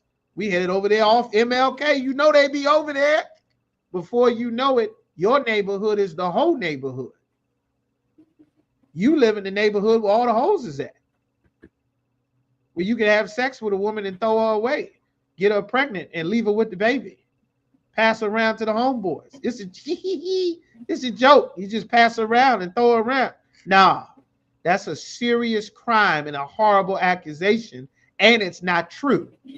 And you not only, you will destroy the nation, you'll destroy the sisters, you'll destroy her. You could get her killed if these men that run the city are not on their goddamn job. You get ready to find out what happens if it's true. Keep reading. And she shall be his wife. And this is your wife, and you're going to stay with her, and you're going to deal right with her, and you're going to pay this fine, and you better watch your goddamn mouth, because you could stain the reputation of the city, of all of our daughters, of all of our sisters, of all of our mothers, of this father whose daughter you with. You realize what you're saying? You realize what you did? Now he got to be made to understand the errors of his ways. Now, give me verse 20.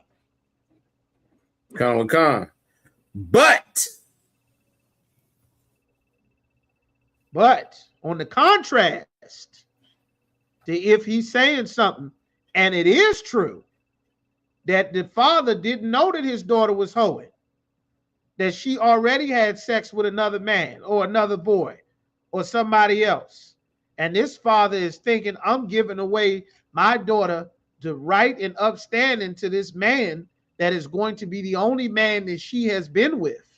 Now this brother gets scammed. That's why sisters is having so much trouble in the world. I can't find a man. Well, when I was my 20s and my early 30s and this and my 30s, we was having fun, and we would do casual hookups, and I can get guys to look at me and have a man to have sex with me and friends, and I'm just living my life, and my friends were getting married and this and that. But now we're all the guys. We're all the men. Come find us. We did a singles mixer. We're all the men. We hit a couples thing. We're all the men. I signed up on the dating apps. We're all the men. You've hold yourself out. The evil reputation that the daughters of Israel will now have, because you've been busting it open since you was 13 in middle school, and everybody know, and everybody been with you. Now, the thing that you trying to make something special with somebody, you've done with plenty of other people. And you made yourself not special anymore. But you still want the benefits of being special and be born again and learn how to live life all the way over. You done destabilize the entire society with your freedom because an enemy told you something sweet. Your body, your choice. You understand? Free everything. Slut walk. Shout out your abortion. Free the nipple. Topless Tuesday. Before you know it, your reputation throughout the earth is the whore. I give him $50,000. She gonna do something strange for a piece of change. I fly her out. How did he know he gonna fly you out and get you to Turks and Caicos and pass you around to all the homeboys to let them have sex with you? How does he know that? Because that's the culture of another nation of people. To have sex with a woman and throw her away, to turn her into a whore, put her into a brothel, use her, throw her away, send her back home to her daddy, to her mama, to the streets. That's not our culture. And now to the world, that's black culture. That's right. You understand? But had we obeyed the Lord, they would say, this is the wisdom. You can't go over there. Nah, you're going to have to deal with that father. What? What are you doing over there? Don't you know my father is here? My father gonna see you. Who is that? The hell is on here? What's going on? Who is that? What are you doing around here? I got daughters. I got nieces. Why are you here? What are you doing riding around this van? You working on something? You fixing roofs? Why your van ain't got no windows? Who hired you to work in this neighborhood? What are you doing? You understand? That's why the tokens of the virginity go to the men that run the neighborhood. So you don't end up in the back of a van. They scrutinizing. They being a detective. They being a lord over something. They are the gates that protect to make sure that things are safe. This is a reputation we have to repair as a people by turning back to obey the Most High. You understand? There's a consequence to that. That consequence is a heavy consequence. It destabilizes the entire society. The Lord said the land would fall to whoredom. That would become the norm. You understand? Got grannies out here in the streets, still dressing like a teenager. Hot pants, getting on the damn airport, walking around with your tail showing, walking around with your box showing. You understand? It's not supposed to be that way. We supposed to be the princess, the daughters of Zion. But this is the culture of the other races of people. You understand? So keep going. Give me 20. We're going to end it real quick. Give me 20. So you can start back at the top of 20? Yeah, hit 20 one more time. Con. But if this thing be true, if it's true that he said, I went to go have sex with her, this woman already been with another man. I got to keep going. And the tokens of virginity be not found for the damsel.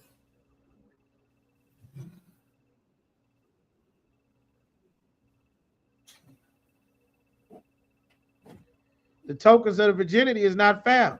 The bloody bed sheets is not found. They not found. When she bled for the first time, you understand? They ain't found. You understand? But now, ain't no receipt. The father can't defend it now. Keep going. Verse 21.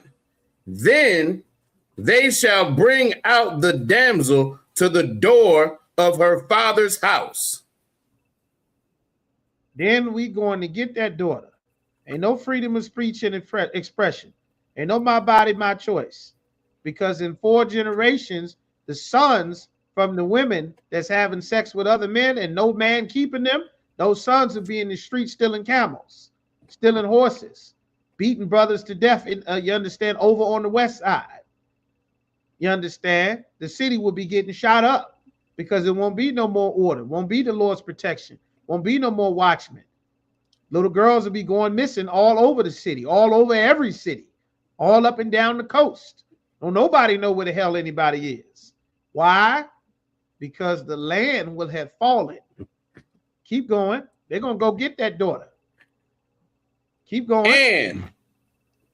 And the men of her city shall stone her with stones that she die. They're going to throw rocks at her. Stones. Hundreds of stones. As many as it takes.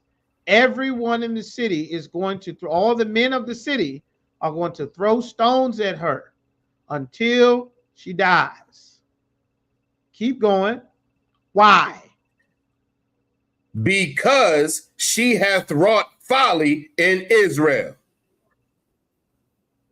She have done a foolish thing as a daughter of Zion. She done a foolish thing. You understand? You aren't allowed to have sex with more than one man. You aren't allowed to do that. The first man got to die. Keep going. To play the whore in her father's house. She played the whore. This father thinking he giving away square business, that he giving his daughter upright and honest to this man. And she done already been with another man. And now she could cause the curse of the Lord to come on the city. Keep going. So shalt thou put evil away from among you. God said that's evil. She going to have sex with a second man is evil in the sight of God. You get killed for that. And think about all the brothers and sisters dying all across America. Sisters leave a man, go be with another man, and then somewhere down the line, she meet the crazy boyfriend and kill her. Shoot her and the baby several times. The Bible says a curse, a punishment will not come without a cause. There's a reason everything is happening. Stuff don't just happen for no reason. You leave your man because he won't get a job, or he loses his job, he don't make enough money, he don't do the things you want him to do, or he treats you too good, and you want some fun and excitement, and you go run out in the streets, and then you meet Dolomite, and Ike Turner bruise your ribs and knot your eye, bust your lip. A curse does not come without a cause. It's not a good thing. We don't promote it. We don't want it to happen. That's why we're giving you warning from the Lord. These are the reasons these things happen. Stuff don't just happen for no reason. That's why the elders of the city took this thing serious. You will destabilize our entire society behind this. The curse of the Lord will come through. We were in the wilderness and the death angel killed thousands of people because some brother decided to go have sex with an Ethiopian woman. You understand? You're not allowed to do that. God don't give you the freedom to do that. You aren't allowed to be Tia Mowry and leave your husband after 20 years so you can go run in the streets. You aren't allowed to do that. That is a dishonorable thing that brings shame upon your whole race. You understand? But if you don't know your nationality, it's acceptable if you're a Christian. Nobody's perfect. Right. We all fall short. Before you know it, nothing matters. Well, if you want to dress like a boy, it's okay. God know your heart. You always gonna be my daughter. But if you want to be my son, you know that's cool. Before you know it, the whole damn land will fall to wickedness. Everything will be confusion. You have to start looking at baby pictures to find out what the hell is what. You understand? The Lord didn't want it that way. The Lord gave us rules to make sure it doesn't end that way. And there's something very important in this scripture. The Lord is not magically going to make stuff be in order. God gave Adam instructions and authority, and Adam had to take authority. Things didn't just fall in line because the Lord said Adam was in charge. Adam got authority and power from the Lord, and he had to make things fall in line. You understand? The men of the city had to make and keep things in their proper order. This evil society gives a woman the power to usurp the authority that God gave a man to rule over. You understand? The Lord is against that. That's why everything out of order. And we putting things back in their proper order in the Isupk. So go ahead and finish this.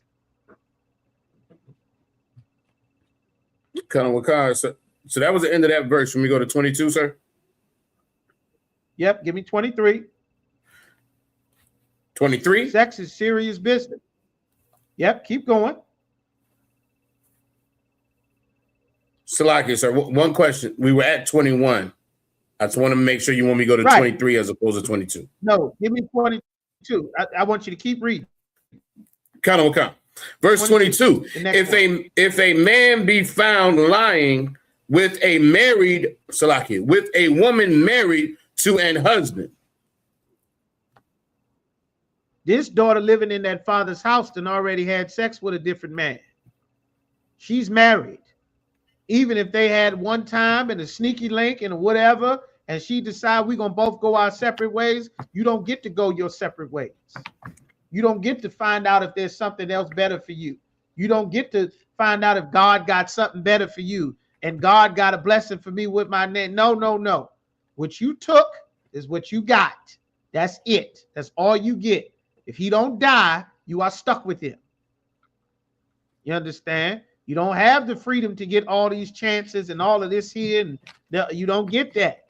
A woman does not get that. A woman and a man are not the same. You got one shot per lifetime. Your lifetime or his lifetime. That's why the father is supposed to examine the man so that he can see the flaws and the characteristics of a man. You don't know this man get mad, gonna punch you in your mouth. All you see is he tell you how beautiful you are. And I like your hair. And I like your curve. You don't see how his temper is that short. You don't see how he's fighting to not snap and hit you because he ain't got to have sex with you yet. The father can see it. A man can see it. All you thinking about is how you feel. You understand? Nah, he ain't no good. He got a big problem. I don't see it, Daddy. I don't know what you ain't got to worry about it. He got problems. You stay away from it. As a matter of fact, next time I'll talk to him. You understand? But if you, my body, my choice. Don't no man tell me what to do. Who you think it's 2025? My body and this and that. Oh, you stuck back in the day. You're gonna go on out there and meet. And then you'll find out on your own. You'll spend the rest of your life talking to the camera at 40-something, wondering where all the men is at. The Lord did not intend for life to be this way. Pretending to be another race of people made life this way. But Commander General Yohanan fixing all that. Keep reading. Then they both, Salakia, then they shall both of them die.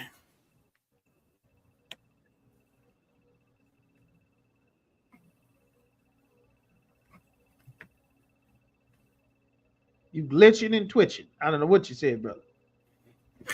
Come on, so I read it again. I see your head moving. They shall. There you go. Okay, come. Then they shall both of them die. Yes, you have sex with somebody else's woman, and you are supposed to die. The Lord is going to. They say, why did the police kill him at a traffic stop? He had his hands up. But you having sex with somebody else's woman, you could get gunned down at a traffic stop. You understand?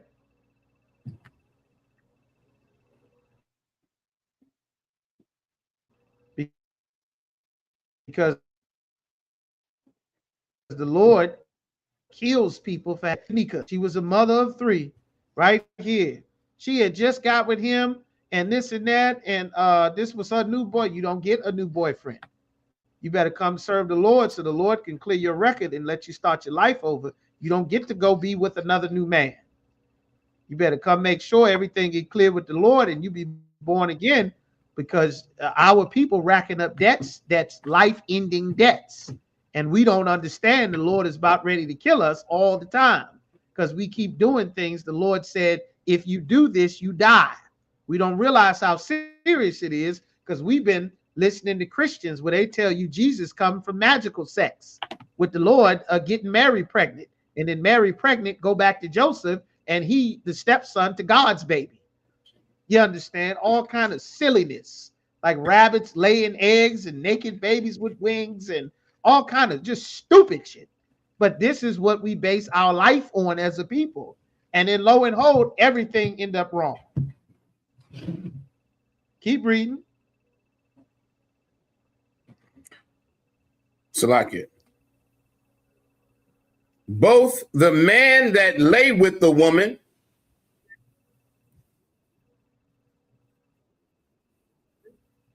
and the woman, not just the man. The woman dies and the man dies. You're not free to go and have sex with somebody else. It makes the Lord furious. The Lord spread a curse and a disease will spread throughout the entire community. You understand? Herpes will spread everywhere.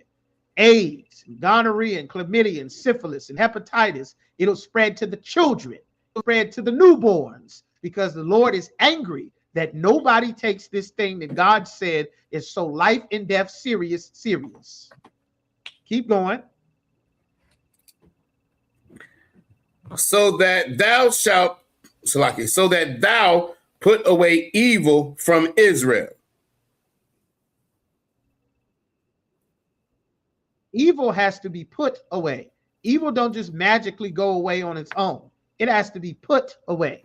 That's a conscious action. That's not a song. It's not a march. It's not a dance. It's not a protest. It's not well wishes. It's not prayers. It has to be put away.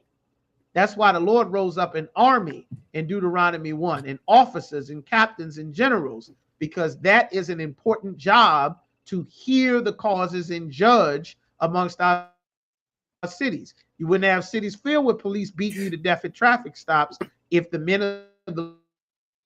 So we're gonna pick it up from here next week because we way up over the time to get y'all up out of here. Everybody clap it up. We will get some more on the Lord's wisdom. Let's get them announcements real quick. Barakatah Yahweh Yahushua. Let's get on up out of here. All right. I got the bathroom. Hey. Go. ISUPK security announcements.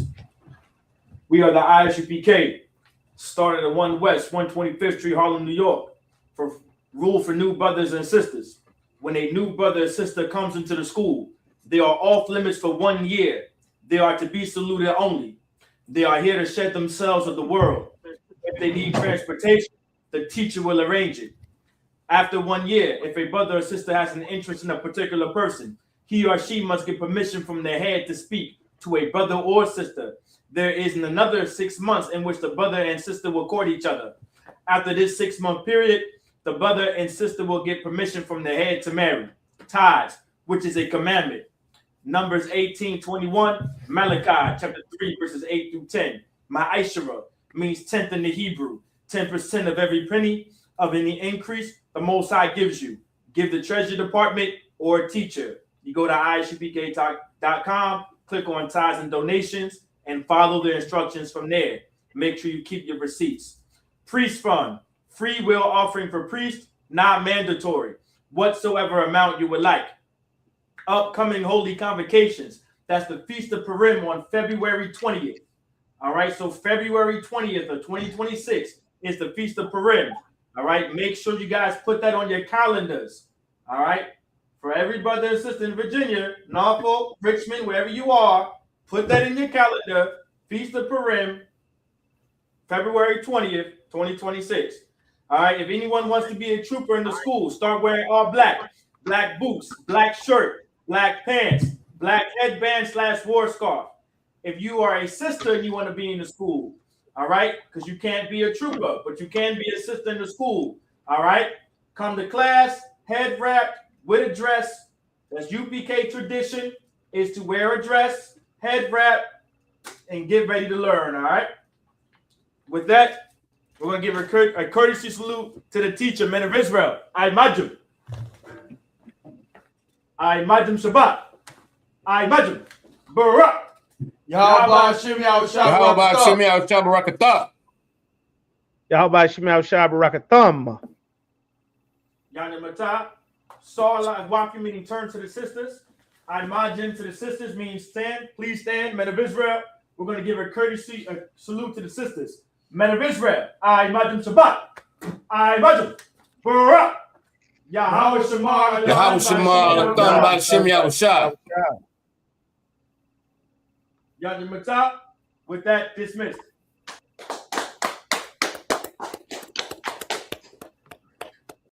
It's that time of year.